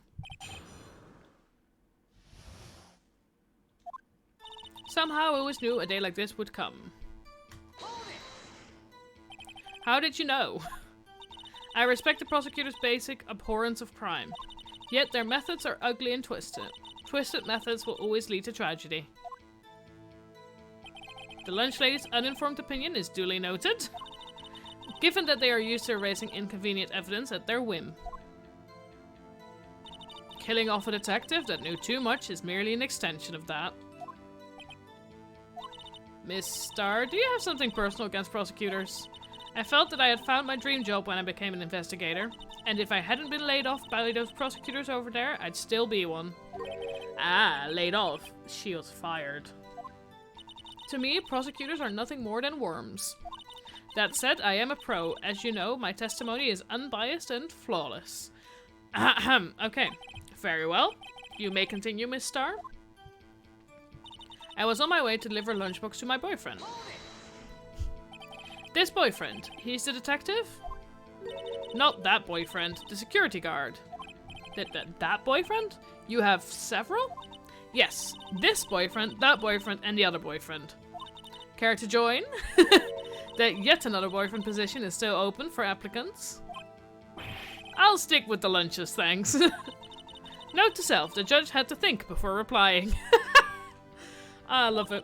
The security guard room is in the lot in A block. It's up on the second floor, so you can see everything from there. That would be the room with the security sign. Incidentally, did you bring your lunchboxes by car? Since I'm a visitor now, I parked in B block. So she was in B block when she witnessed the crime? When I sensed something, perhaps it was my finely honed detective's intuition at work. You sensed something? So you're saying you had a premonition of murder? It felt like, how would you say? Oh yes. It was like the feeling you get when you view a pumpkin clock, chock full of seeds. I have no idea what that means.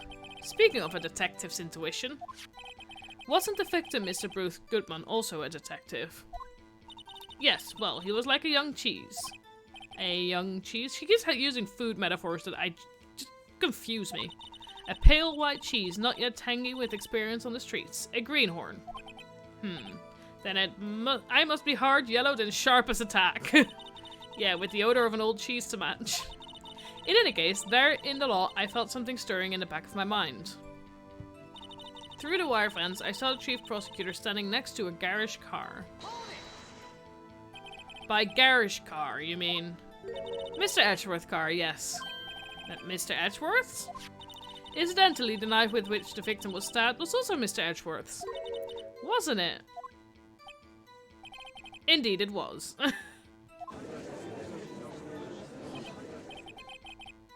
What an odd case this is. And the person you saw, you're sure it was the defendant? I saw her from no further than 30 feet away. I am certain it was her. If she's telling the truth, we're doomed. Let's just do what we can. Even if we don't have any proof, we can always nitpick. That's what I've been doing here. Witness, in your testimony, you clearly stated the following. Prosecutors are nothing more than worms. Ergo, you are a biased witness. You might want to keep those silly opinions to yourself in the future, rookie. Huh? Rookie? Unless you're willing to risk the consequences of doubting me. I'll fry you like a fritter, crispy on the outside, chewy on the inside. I love like the sweep of hair going back and forth between her soft and her like more intimidating. That was inspiring. I believe I've heard that tagline elsewhere. You could cry plagiarism? I may be relegated to the lowly post of lunch lady, but my instincts are honed. A photograph? You took this? The moment I witnessed the crime, my reflexes took over and snap, I took a picture. In fact, one of my lunch boxes is rigged with a camera. I suppose that's more exciting than just hanging around in your neck. Witness, why am I only seeing this photograph just now? That's a legit good question. You think I'd show it to you? A prosecutor? Think again. My boyfriend works in the photography division of criminal affairs. Well, this is most certainly the defendant.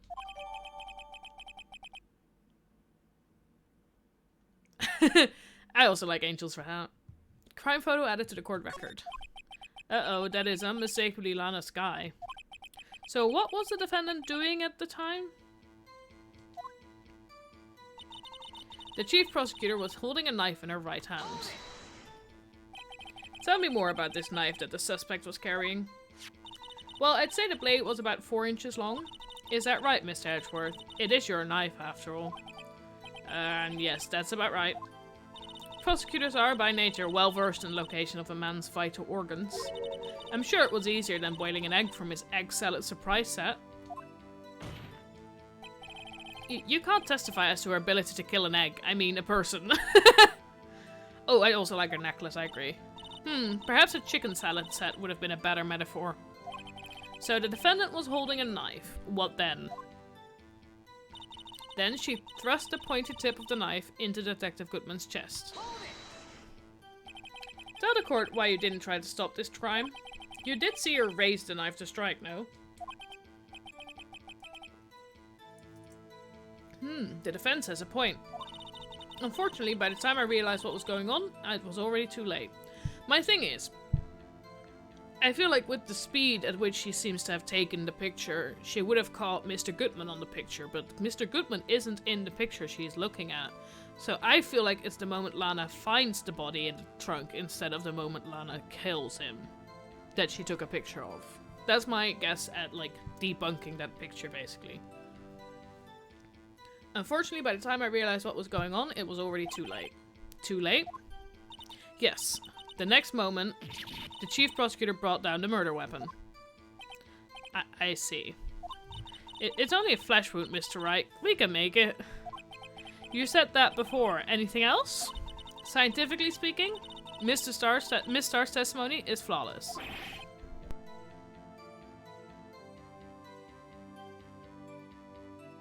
Sounds pretty fatal to me. What do we do? Is this it? Is my sister guilty? Let's just keep our heads cool and press the witness a bit, shall we? For some reason, having her panicking next to me makes me calmer. Don't smile like that.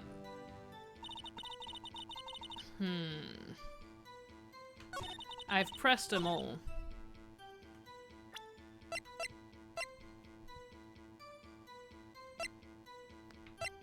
Oh, wait. Okay, back.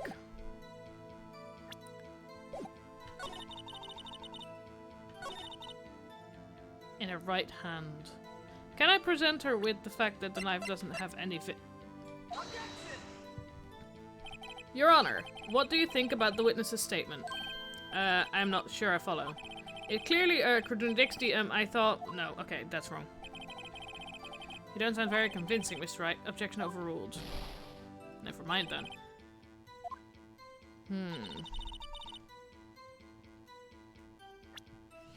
Let's have a look.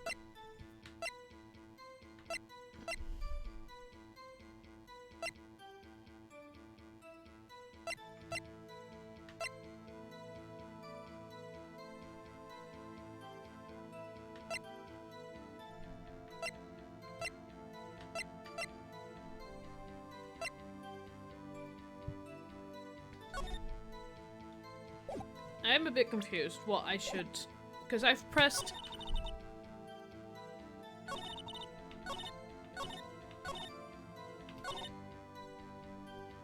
Also, why is she delivering a lunchbox at 5 o'clock? I'm sorry. I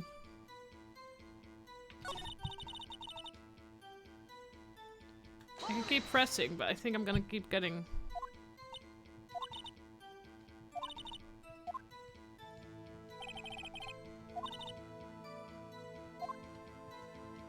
Like, I'm always gonna get the same thing, so I'm definitely gonna have to show her something. I just don't know what.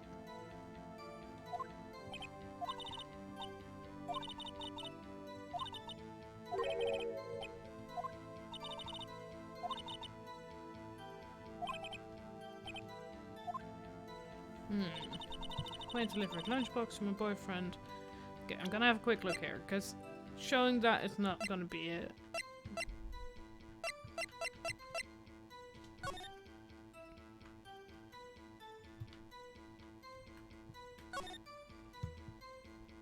I'm just trying to figure out...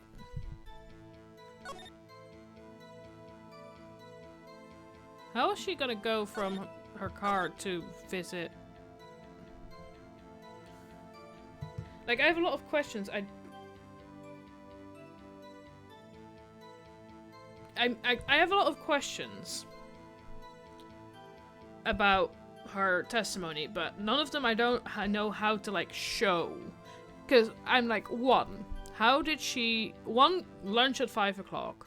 Two, how was she supposed to go to the security room from where her car is parked? Because there's like a fence in between. So then, why was she there if she wasn't going to visit her boyfriend?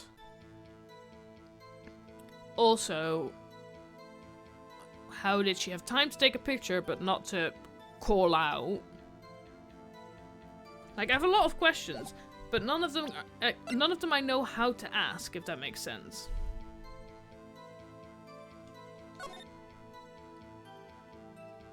Like, this is obviously a picture taken through the fence. And oh, she's wearing gloves. Oh, at least the fingerprint stuff is... And has blood on her coat. But at the same time, I'm like, where is...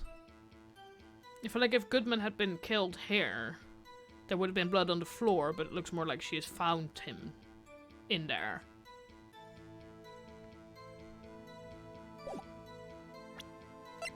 Like, I have a lot of questions, but none of them I know how to like, press correctly.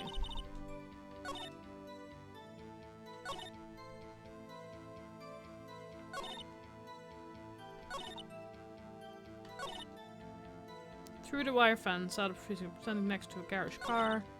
He's holding a knife in her right hand, and it's just pointing it. Can I... Because there's also the case of, in this picture, she is not holding a knife. I'm gonna try this. And you witnessed this? You saw Miss Guy stab the victim with the knife. As I've already said, yes. I swear it on my finest salmon swirls lunch. I'm sure that is a fine lunch. But isn't that odd? Look at this photograph. Look, I found it. I'll get there in the end. It takes me a while sometimes. This is the photograph you took of the very moment of the crime, is it not? Then why is Miss Guy not holding a knife? Ahem. Mr. Edgeworth, your thoughts? Objection! That had to be the weakest objection ever, Edgeworth. Yet it was still stronger than your ever-feeble mind, Mr. Wright. What do you mean, Mr. Edgeworth? This photograph was not taken a moment before the stabbing. This was taken a moment after the stabbing. Again, still. And how can you tell that? Blood splatter. Huh? See the dark crimson stains on the chief prosecutor's coat? But it's a black and white photograph. Ah, yes, it's hard to tell, but this could be blood. Well, Mr. Wright, I see no problem here. No problem, except you. Mr. Wright, are you going to just sit there and take that kind of abuse? You got a better idea? Wait, that contradicts what the witness said in her testimony. Namely, that she took the picture the moment she witnessed the crime. Well, it seems I was slightly unclear. My apologies. That's it. If you run out of lunch, you order seconds. Problem solved. If you don't like it, try ordering the jumbo-sized lunch from the get-go. Good advice. I'm not sure I understood it, but good advice. I didn't have time to stop her. Prosecutor Sky was cold calculating like a robot. She killed without pain or remorse. It was a premeditated murder. That's a lot of, like, accusations thrown him out. Yes, we take the abuse. Premeditated? How do you know? Look at the chief prosecutor's hands in that photograph. Well, are those gloves? Surgical gloves made of thin rubber, most likely. Why would she have those on? If it was not premeditated, she would not be wearing those gloves. Oh god. These gloves do seem to tell a tale of premeditation. Premeditated murder, a serious offense. Witness, add this to your testimony. The murder was planned. The rubber gloves prove it. What if she was just in the habit of wearing gloves, like driving gloves? The gloves were admitted as evidence when the defendant was arrested. They were rubber gloves, of the kind used for autopsies. In other words, when the chief prosecutor came to the crime scene, she came to do murder. It's the only possible conclusion one can make. Everything was planned. It was a premeditated crime. Ah. Impressive. I'm sorry they took you off the force, Miss Starr. My thing with this is, if it was a premeditated crime, why was it based on the idea that Edgeworth's car would be there, and why did it then happen 3 minutes after Edgeworth arrived? This is bad. She's got them thinking it was all planned. If she can prove this claim, the trial's already over. I've got to think of a way to show that this wasn't premeditated. It's only a flesh wound, Mr. Wright. We can make it. You said that before, and anything else? Scientifically speaking, Miss Starr's testimony is flawless. Sounds pretty fatal to me. What do we do? Is this it? Is my sister guilty? Let's just keep our heads cool and press the witness a bit, shall we? For some reason, having her panicking next to me makes me calmer. Don't smile like that. Somehow I always knew a day like this would come. We're gonna have a look at the court records. What can show that it wasn't premeditated?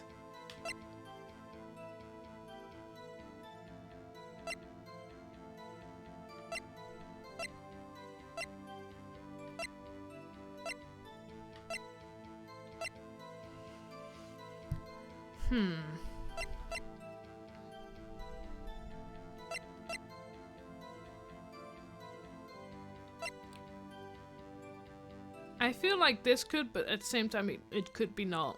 Ah!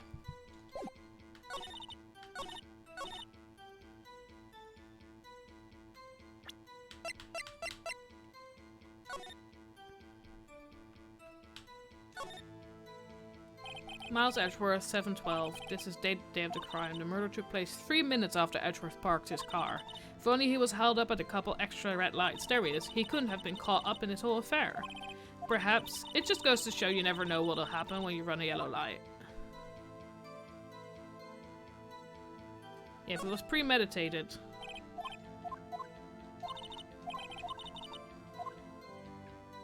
I'm gonna use this one. I think it's that one. What would she need to have if it was premeditated? She would have a knife herself, I'd say. And a motive. And a plan.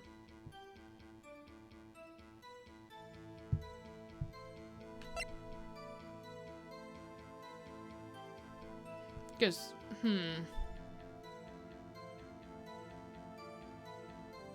yeah, she would need a knife herself. Witness, do you know what this is? Are you trying to test me? I sell boxed lunches for the living, you know. That's a knife. The knife. The knife that was in Mr. Edgeworth's trunk. Indeed, it is my knife. What's with this case? The bloody murder weapon, a red car, all belonging to the prosecutor here. The defendant is the chief prosecutor for the district, right? Ugh. The defense has a request. We ask that the witness provide an accurate testimony. What's that, Rookie? In your testimony, you stated that Lana Skye planned this murder. And that's why she was wearing those special gloves. Seems like a natural conclusion to me. The gloves do indicate planning. However, why would she not also prepare the most important thing? The murder weapon. Oh. This knife just happened to be in the trunk of that car. Ladies and gentlemen, if you're going to plan a murder, you don't forget the weapon. He's not wrong. Okay, we're getting somewhere. Order, order, order. Great, now the tide is turning in our favor. Great show, Mr. Wright. My sister's as good as free. Going a bit fast there, but okay. Right. I believe the next lunch you'll be eating is humble pie. What? I hope you weren't deluding yourself into thinking that the tide has turned. Not over such a trifling detail, but this shoots a hole in the whole premeditated theory. Bah! The prosecution could care less if it was premeditated or not. Then the only one who seems to care is that lunch lady over there. The defendant, Lana Skye, murdered a detective with a knife. That is the only thing the prosecution need prove, nothing else. Very good, Mr. Prosecutor. I suppose you think you're clever now. But you know as well as I do that she planned on killing him. It was planned. If it wasn't, why would she have been wearing... I believe I'd like to hear your testimony again. Witness, please tell us only what you saw, not what you thought. How dare you? My powers of deduction are not to be underestimated. Really now. Angel's deduction. Lana Skye intended to murder Detective Goodman. That's why she called the victim all the way to the prosecutor's office. I'm sure the chief prosecutor had a grudge against the victim. Nothing else could drive that human machine to plunge the knife in again and again. Ha! We have the victim was summoned from the police department to the prosecutor's office. It does sound a lot like premeditation, doesn't it? So if I ordered a pizza, does that mean I'm planning to kill the delivery boy? In any case, the defense may now cross-examine the witness. We're gonna press everything and then show the thing about the knife again and again, because that's definitely wrong.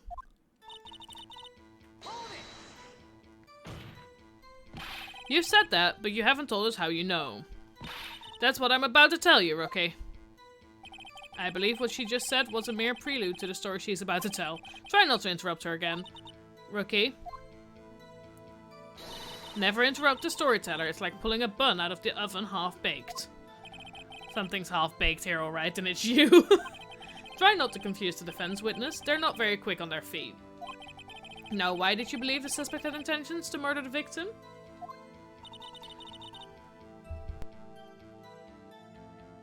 Her actions speak for themselves.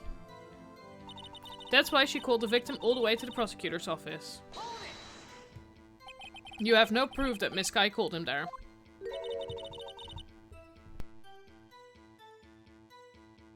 You have no proof that she didn't. Mr. Edgeworth, thoughts? There is no record of a call made on the defendant, Miss Lana Skye's phone. She might have written him a letter. Come on, you could have tried public phone first, at least. In any case, the victim came to the prosecutor's office where he was murdered. I'm sure he had a reason to be there. Witness? Why do you think it was the suspect who summoned the victim that day? I'm sure the chief prosecutor had a grudge against the victim. What kind of grudge? Well, I wouldn't know that. Of course you don't. That's because she didn't have a grudge. Rookie. I have a lunchbox here. Now, what's inside? How am I supposed to know? See? We agree there's a lunchbox here, but we don't know what's inside.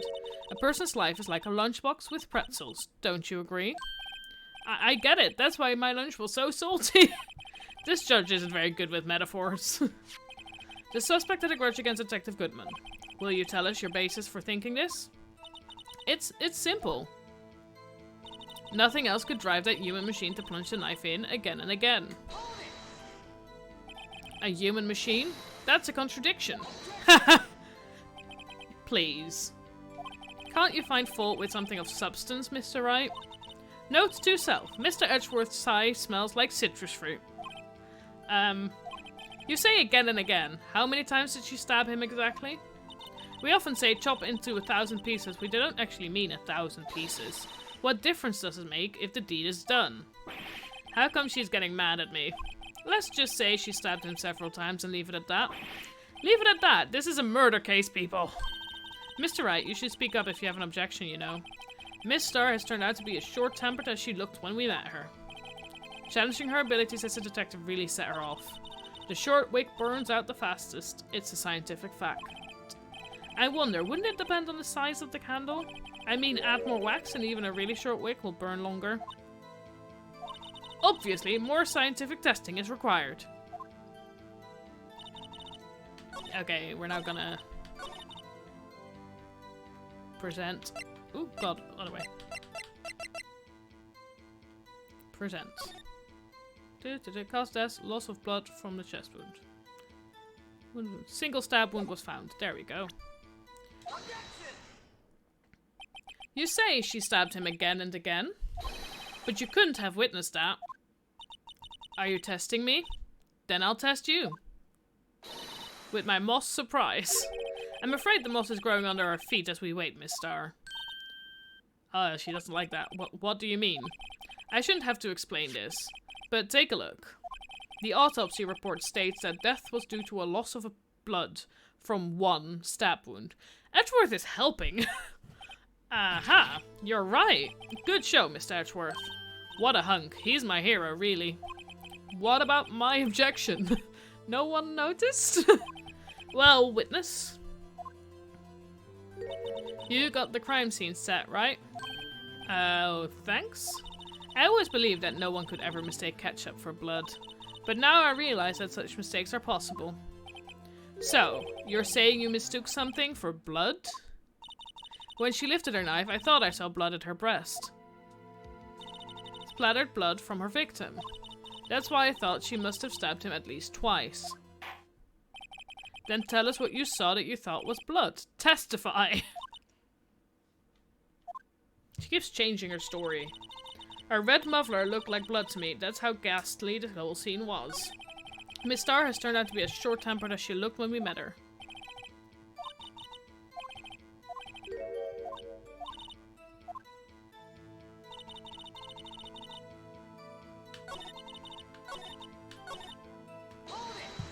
What red muffler? Her red muffler? Yes, like a scarf. The chief prosecutor always wears one around her neck. So she can be easily hanged at a moment's notice, I suppose. She's right. Mrs. Guy was wearing a red scarf, wasn't she? But wait, isn't it odd that you mistook that for splattered blood? Well, people often mistake my beard for a bib. Judge with a bib. That's why this place feels so much like kindergarten sometimes. Actually, I do think I saw some traces of blood on her chest. However, the autopsy report is clear on this matter. There was only one knife wound. Apparently, Miss Starr isn't entirely sure of her own testimony. Mr. Wright, this is our chance. Chance for what, I wonder? Miss Starr has turned out to be a short-tempered...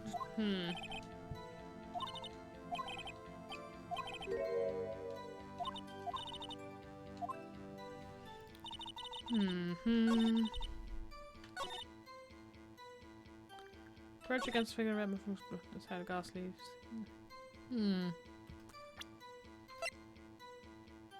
Wait. She's not wearing her muffler here.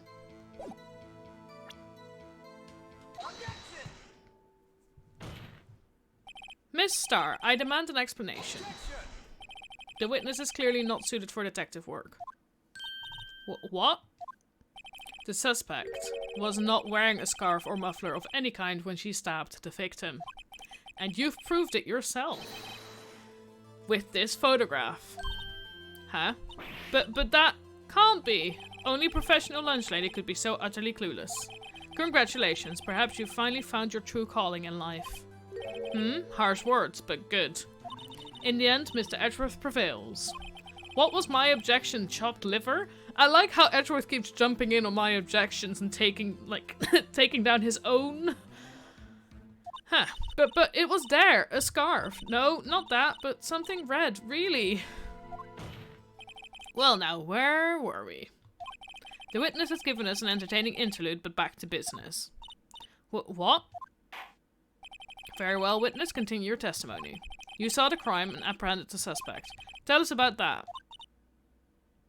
Very well. I do remember some things accurately, at least. Ultimately, we couldn't shake the most important part of her testimony. The most important part? The part where your sister stabs the victim. This next testimony might just be the moment of truth.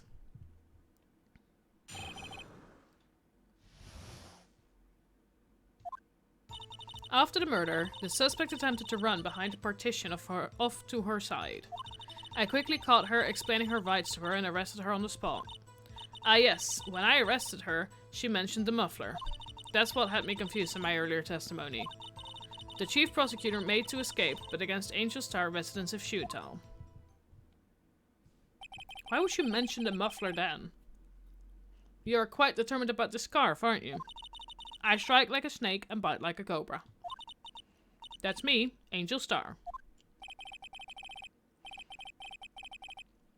That wasn't a very good metaphor. First of all, a cobra is a kind of snake. Don't bother me with details unless you want to get bitten. And no thanks. Note to self, Mr. Wright is weak against poisonous snake bites. God, I love the face which she makes when she says note to self. The chief prosecutor tried to resist, but her efforts were in vain. She knocked my hands aside, kicked over an oil drum. An oil drum? Hard to imagine. Oh, she's beautiful, but deadly. A predator, this one. A leopard woman. Rawr. Very well, Mr. Wright. Your cross-examination, if you will. Time to press everything. Again. So where is this partition on the floor plans? I'm sure she meant this wall next to the car. That's right. There was a wall there, about 6 feet high. She was obviously trying to hide herself. Quite a natural thing for a criminal to do. And what did you do then?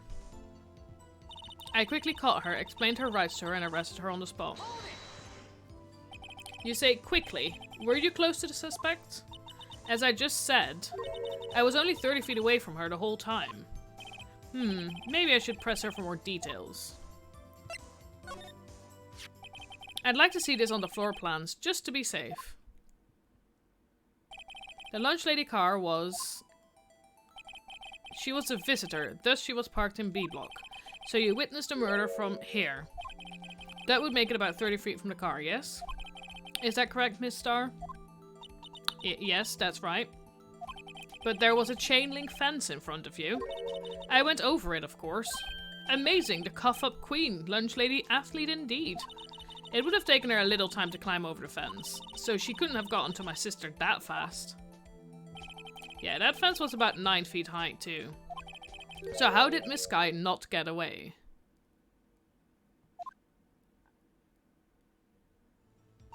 Ah yes, when I arrested her, she mentioned the muffler.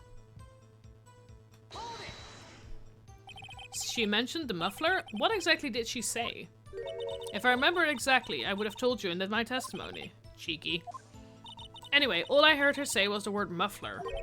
Just that one word? So what you heard wasn't the suspect talking to you, but to someone else? Yes, the chief prosecutor was talking on her phone.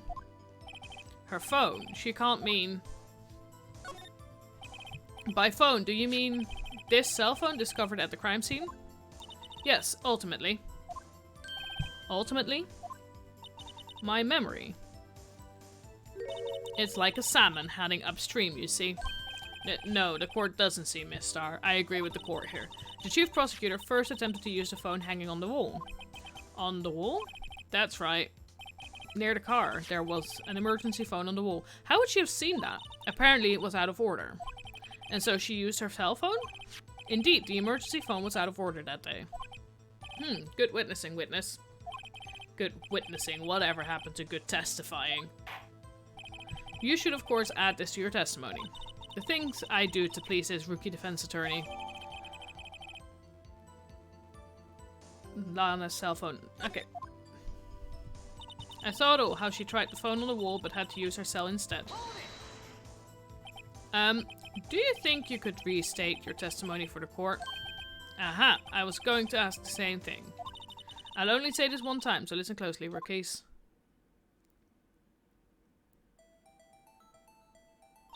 The chief prosecutor stabbed the victim and ran behind the partition.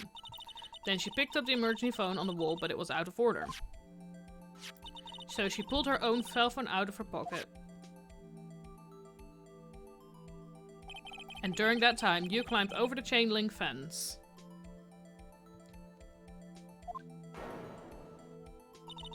Then, when I boldly grabbed her arm, the chief prosecutor hung up her phone. And you saw her doing this? What is it, Mr. Wright? The chief prosecutor made to escape, but against Angel Star, resistance is futile. She made to escape? Can you be more specific? She brushed aside my hand and ran. It was a terrible sight to see, like a dollop of lard on a pate of foie gras. Huh? She even kicked over an oil drum at me. An oil drum? There was an oil drum lying on its side at the scene of the crime. But it's strange. What's that? If she wanted to escape, why didn't she run the other way? The parking lot entrance. That's right. It doesn't make any sense that she would run from behind the partition to the oil drums. Excellent. More mysteries. I wish we could solve a few before finding more, though. So Miss Guy tried to run? I'm sorry, my sister's so suspicious, Mr. Wright. Not as sorry as I am. But she didn't do it. You have to believe me. After the murder, the suspect attempted to run behind a partition off to her side. Okay, we've pressed everything, so now we need to find...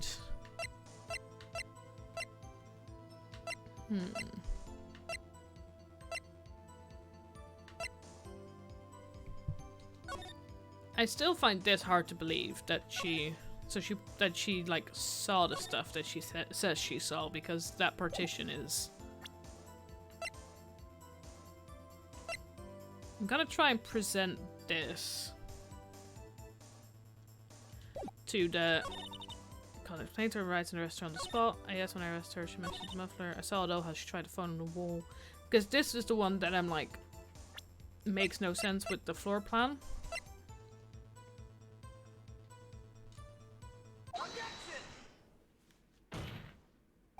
Miss Star, I have to conclude that you have a personal grudge against Miss Lana Sky. The witness is a former detective. Her testimony is unmarred by personal bias. Well, who would have thought you would be my knight in shining armor's prosecutor?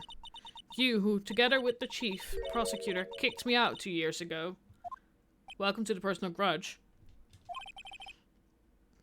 Well, Miss Star, this is a fatal contradiction with your testimony. How do you explain this?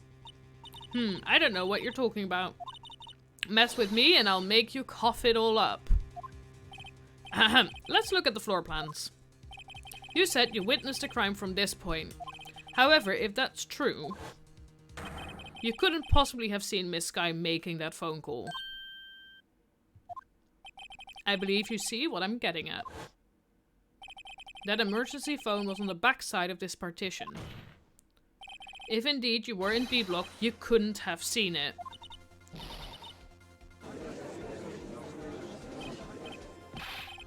Order, order, what's the meaning of this? It's simple, Your Honor. She's not coughing up lunch, she's coughing up lies.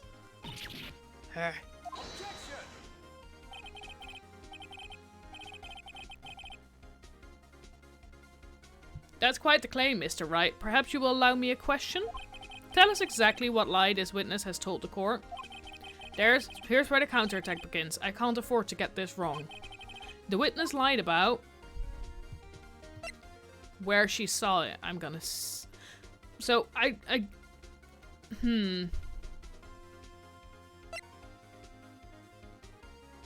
gonna say where she saw it from, because that makes the least sense. Miss Guy tried to use the emergency phone, but it was out of order. What is significant about this fact? Nothing. Therefore, it would be pointless for Miss Star to lie about it. Pointless to lie. I see. But say the witness did actually see Miss Guy using the emergency phone, it would mean Miss Star witnessed the crime from a different location. A different location? Now that's a pointless lie if I ever heard one. Before you call my lie pointless, at least let me tell it. Let me ask a question to our clever wordsmith, Mr. Wright. Just where was the witness when she saw the crime? All the testimony we've heard until now points in one direction. The place from where Miss Star witnessed this crime was here.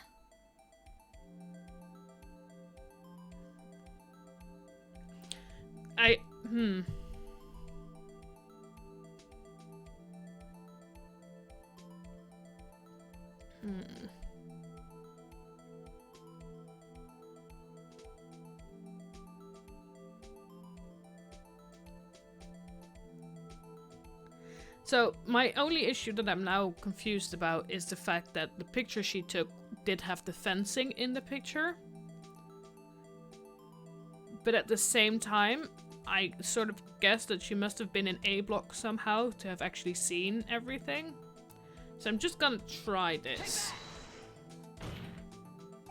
If she was here, she could see the emergency phone. That's true. That solved the mystery. That would allow her to see the emergency phone, yes. But if she was there, she would have been able to arrest her well before she dialed her cell phone. Oh. You doubt my speed? I can run 150 feet in 9 seconds, you know. Is that really that fast? Not as fast as your witty rejoinders. Yes, Your Honor. All the testimony we've heard until now is pointing in one direction. The place from where Miss Star witnessed this crime was here. Okay,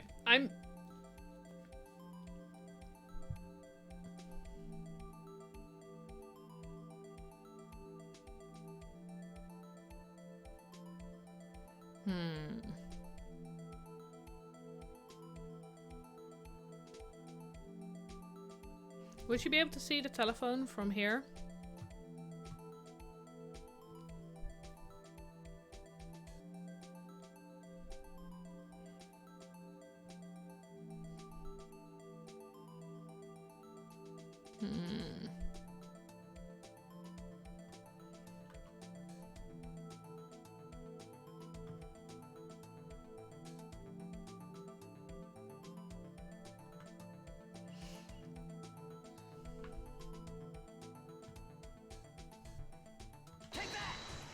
Somewhere around there? I don't know. I mean, it's highly likely that's where she was. You think? It's highly likely. Your cavalry attitude stands in stark contrast to your feeble argument, Mr. Wright. Her being there wouldn't change a thing.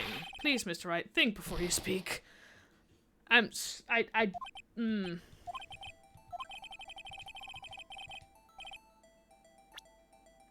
reason I'm a bit confused is the picture she took.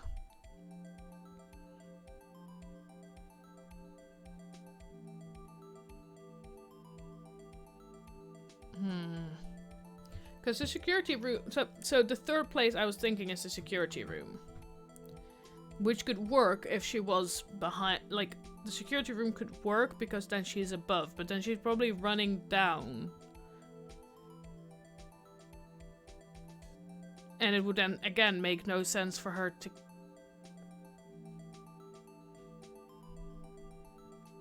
You know what? We're gonna try with the security room. Anybody in chat have any ideas? Because I'm a bit confused. Because she has to be on this side of the fence, or like of this wall to see the telephone. But she has to also be on the other side of the fence for the picture that she took.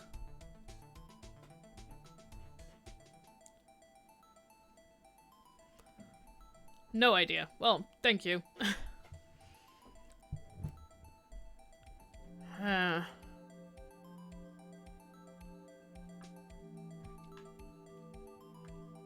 she's definitely not supposed to, she's not going to be on the B side. That's the whole thing. She's going to be on the A side. And if she's coming from that side, it would make sense for...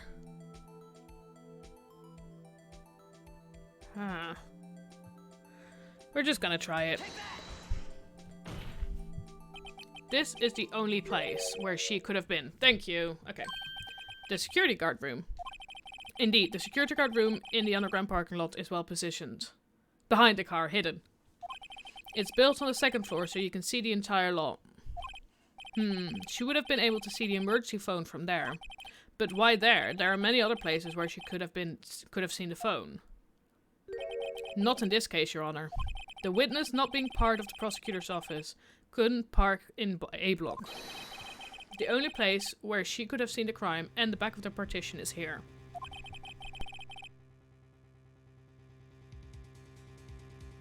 I remember in your testimony you said, you brought a lunch to your boyfriend in the security guard room, yes? Well, Miss Starr? How many years have I been getting the better of men? To think that the tables could be turned. Today, a man has got the better of Angel Starr. Order, order, witness. What have you done? You used to be a detective. You should know better. I'm not turning back. The guilty will be punished. And I'll do what I must to make sure justice prevails. The guilty? Is she talking about Miss Sky? Mr. Wright, doesn't this strike you as odd? Why did Miss Starr lie? It doesn't make sense. Huh? She could have just said she saw the crime from the security guard station. It wouldn't change anything. Exactly. This photograph tells all. It was the defendant who stabbed the victim. The truth still stands. It still stands? I disagree, Mr. Edgeworth. What? If a witness is found to be lying, they're guilty of perjury. She knows this. She wouldn't risk that without a good reason. She tells us what her reason was. So tell us what her reason was, Mr. Wright. Huh? Me? Who else? Mr. Wright, let's review what we know. Miss Starr witnessed a crime from the security guard station. But she lied and said she saw it from B block. It must make a vital difference, but what? What would change? The angle of view to the crime. She would be able to have seen that the stabbing didn't happen. Why the angle at which she saw the crime occur would change. The angle? What do you mean? Well, the security guard station is on the second floor, and, she would have sort of a more 3D view of the crime. And this is important. Why?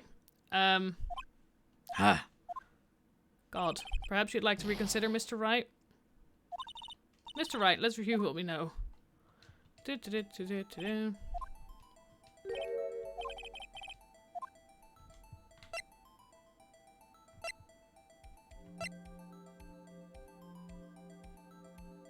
I'm confused. And this is my last one, and I'd rather not lose.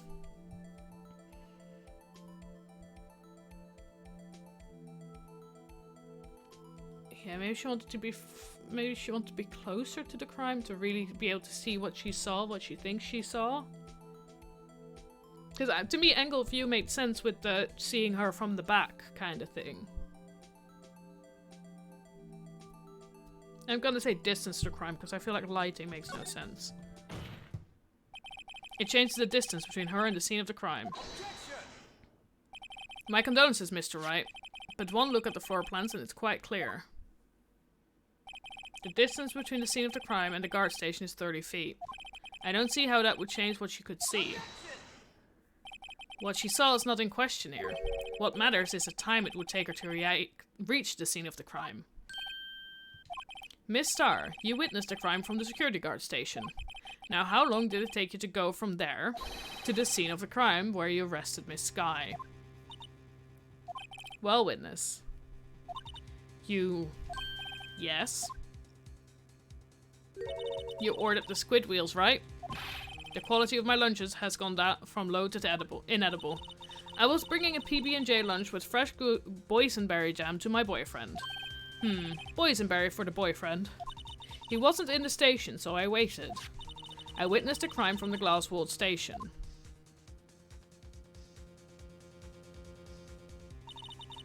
And before I knew what I was doing, I found myself running towards the scene. But the door was locked. I couldn't open it.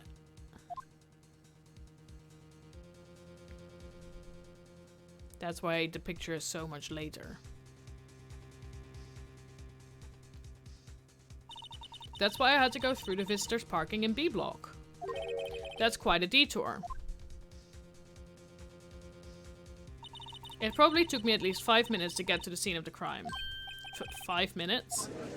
There we go. This changes things considerably. But it was that woman over there in the defendant's chair who stabbed him. I know it, I have photographic evidence. I swear it. I swear it on my finest plastic spork.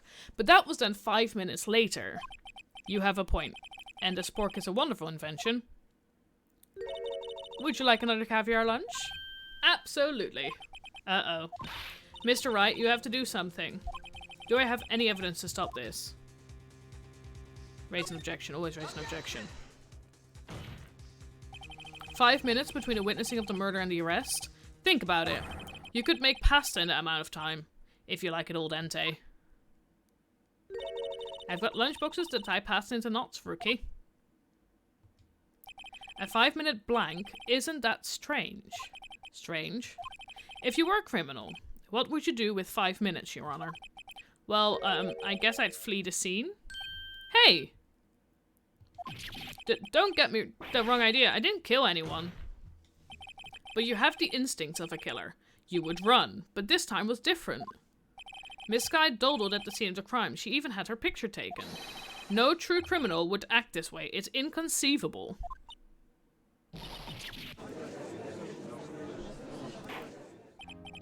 Well then, it seems we've come to the end of this testimony.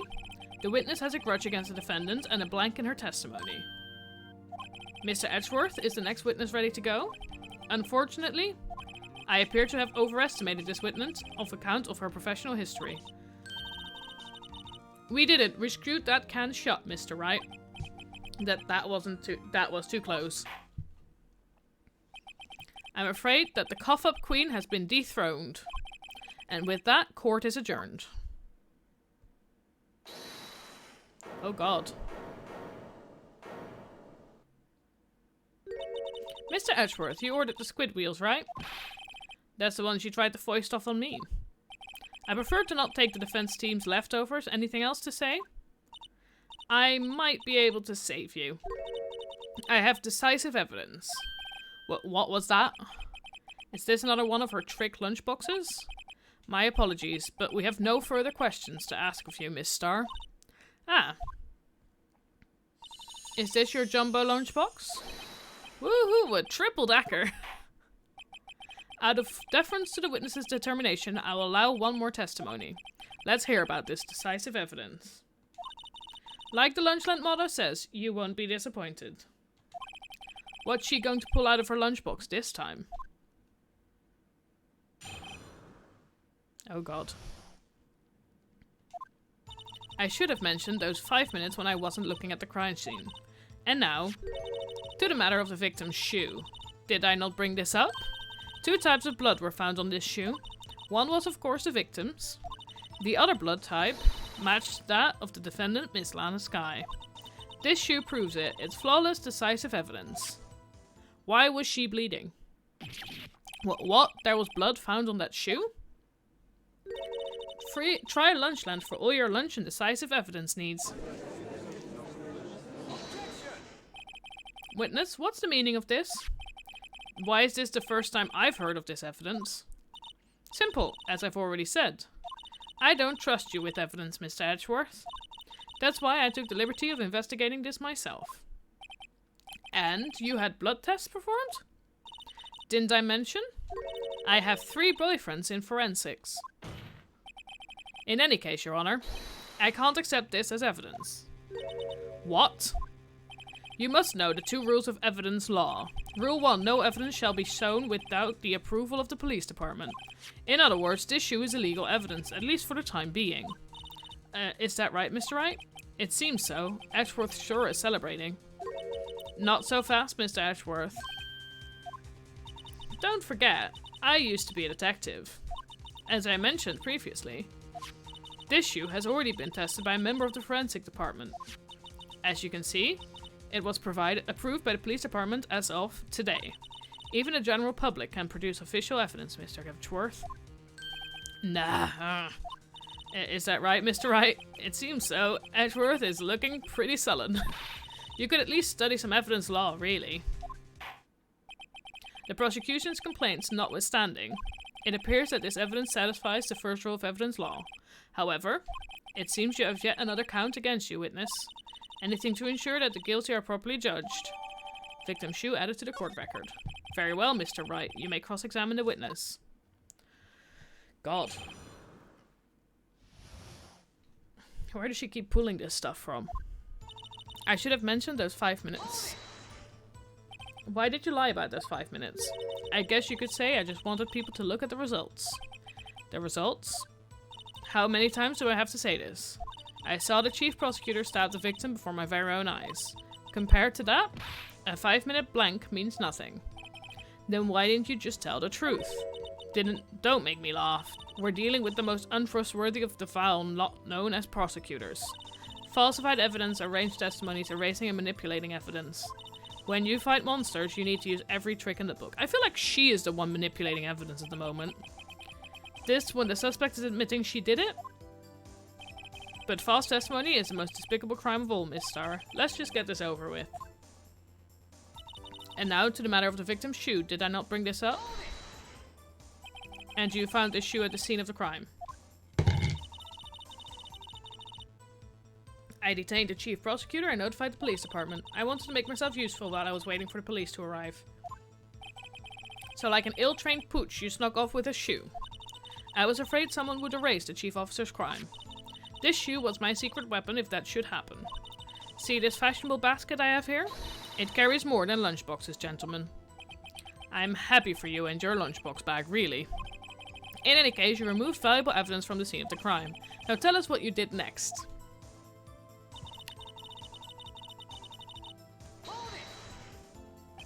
So you brought it to the forensic department. If you're going to submit something as evidence in court, you need it approved. To do that, evidence must be analyzed by a forensic expert. And she got away with her little coup because she used to be a detective. The shoe does appear to have bloodstains on it. Well, the man was stabbed after all.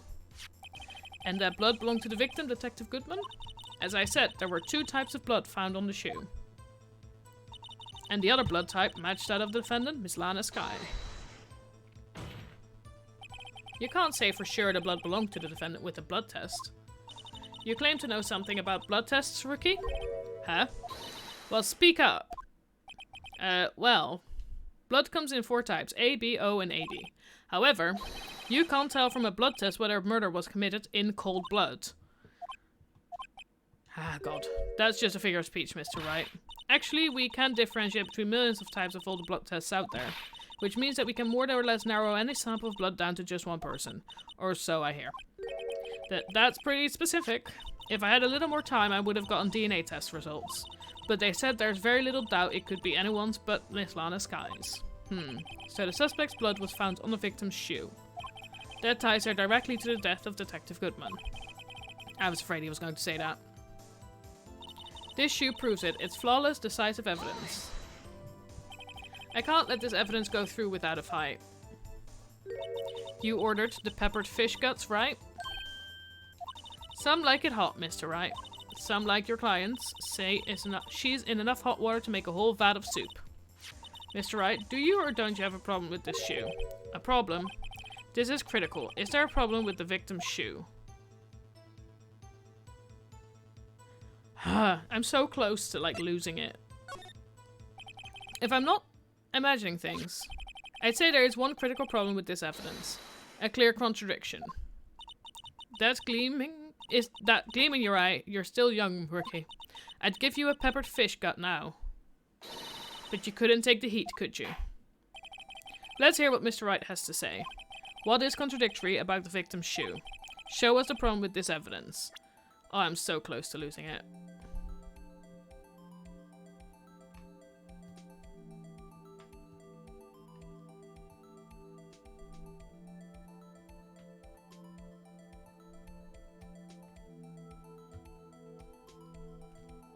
How did the blood get on the bottom of his shoe?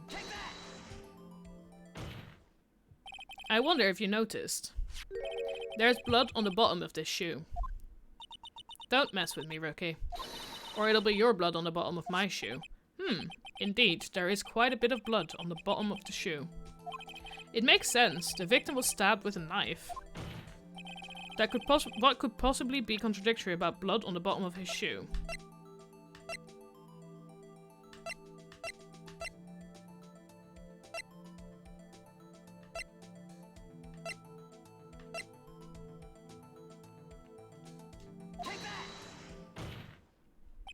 The problem lies in the footprint.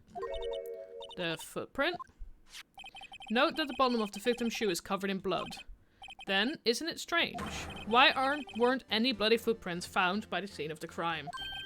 Aha! As you can see, there were no traces of any such footprints at the scene of the crime. That contradicts your claim about this shoe.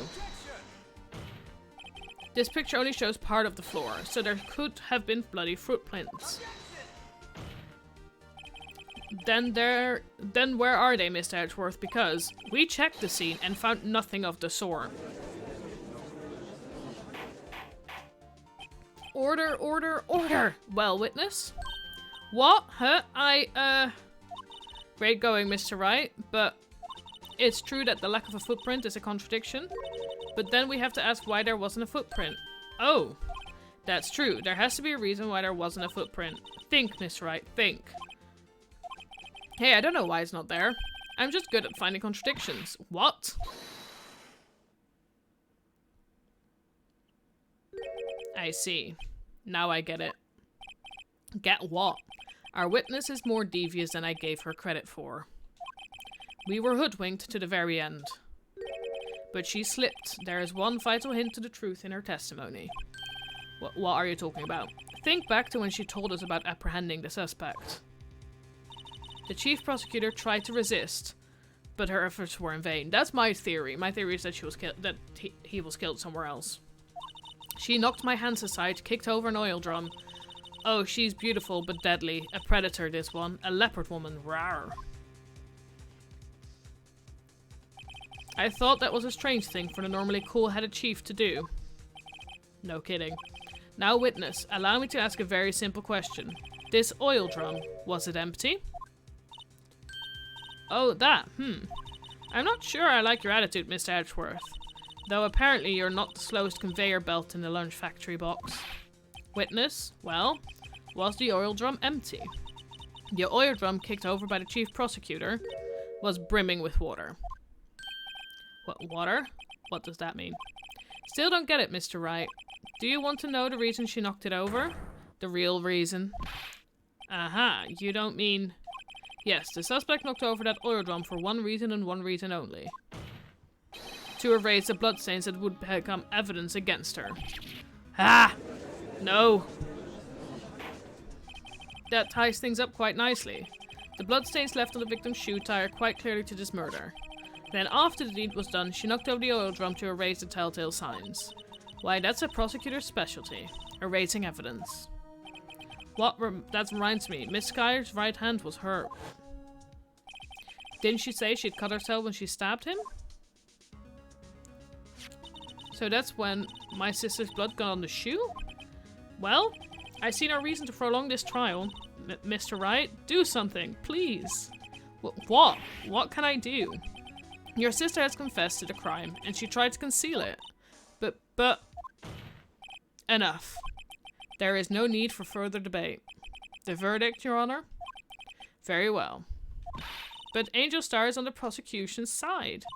She should have been lying about the water. This court finds the defendant, Miss Lana Sky, guilty. Hold it. Who's that? Little girl, what did you just say? Huh? Me? Did you say that I, Angel Star, was on the prosecution's side? Well, yeah, you are.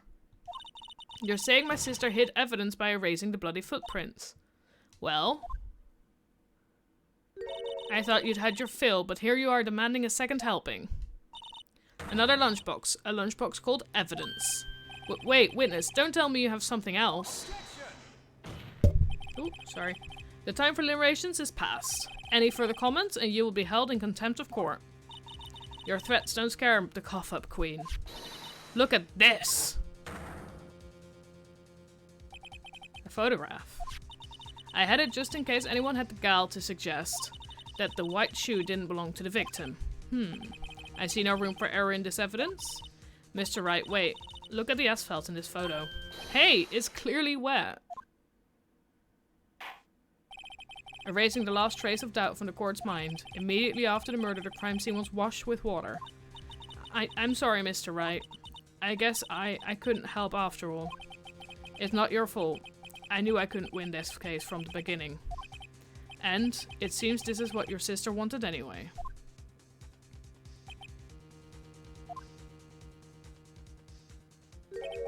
I'm sorry, Mia. Right? Wet or not? Don't be so quick to throw in the towel. Get yourself up off the asphalt. Take another good look. Don't give up. Not until the bitter end.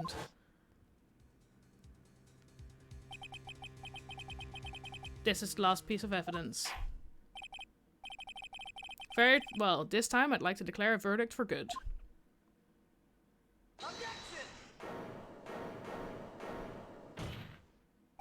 Your Honor, wait. What is it with you people? Can't I hand down my verdicts in peace anymore? Whatever it is, can it wait? No, it can't. Then it will be too late. Look at this photograph, the last one submitted. This trial isn't over until we give each piece of evidence proper consideration. So, right. Are you saying there's a problem with this latest piece of evidence? Yeah. I'll think later. Yeah, there's a problem. Right or wrong, I've got to go ahead with this. I suppose since we've come this far, we should give every claim a fair shake. Very well, Mr. Wright. Show the court the problem in this photograph.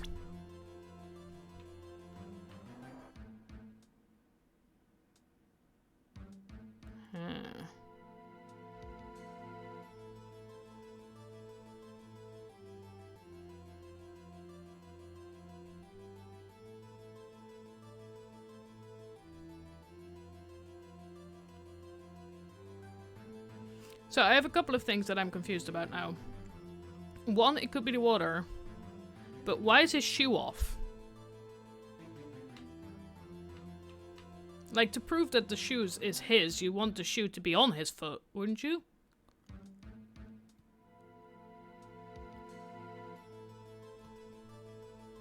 I'm gonna present the water and hope it's good. Well, it's probably here, don't you think? Nope. As your elder... Okay. Say that no one's failing for your bluff, Mr. Wright. Open your eyes, Mr. Wright. Think scientifically. I suppose since we've come this far, we should give every client... Oh, I got... Show the court problem in this photograph. It is the shoe, isn't it? Well... Ah!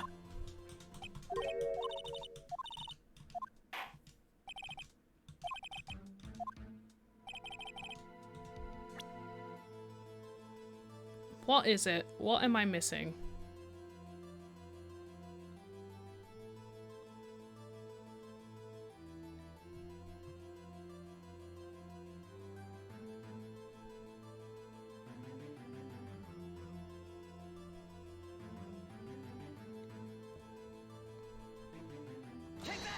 I don't know.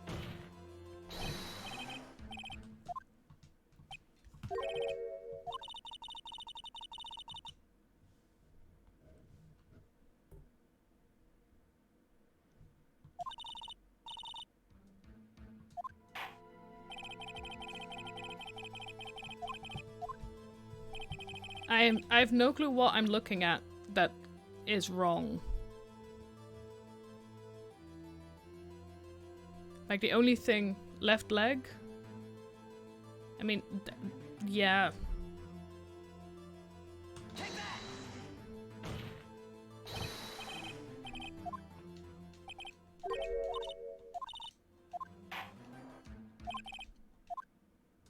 No, it's not the left leg. I don't know.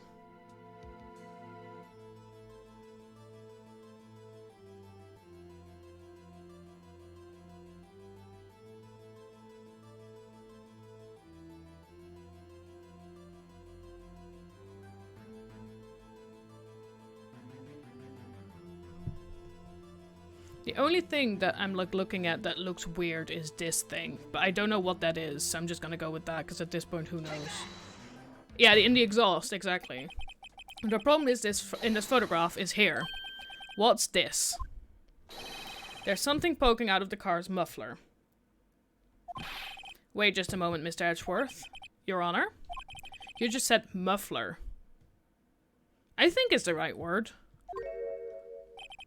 However, I see no trace of a muffler or scarf of any kind in this photograph. A muffler is also a part on a car or motorcycle, Your Honor. Might be called the muffler. I would call it the exhaust. Just think of it as part of the exhaust system, a pipe. I see, and I see. What's that suspicious looking cloth sticking out of the car's muffler? So what if there is something sticking out of the muffler? What does that have to do with this case? Well, she said muffler on the phone. Nothing. Absolutely nothing. Sorry, Miss Starr, but it's not going to be that easy. In fact, you've already told us why this is important to the case. You said as much in your testimony. What? Let's hear what Mr. Wright has on his mind. Tell us why you think this piece of cloth in the muffler is related to this case. The phone. It's gonna be the phone.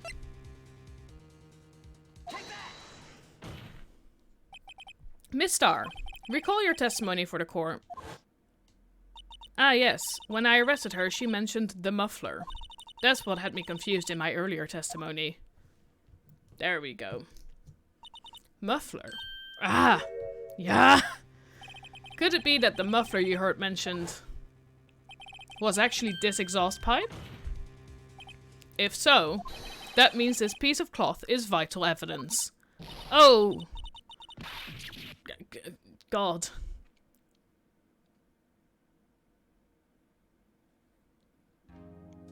Well, it seems we will have to suspend the proceedings. Suspend? I find myself wondering about that piece of cloth.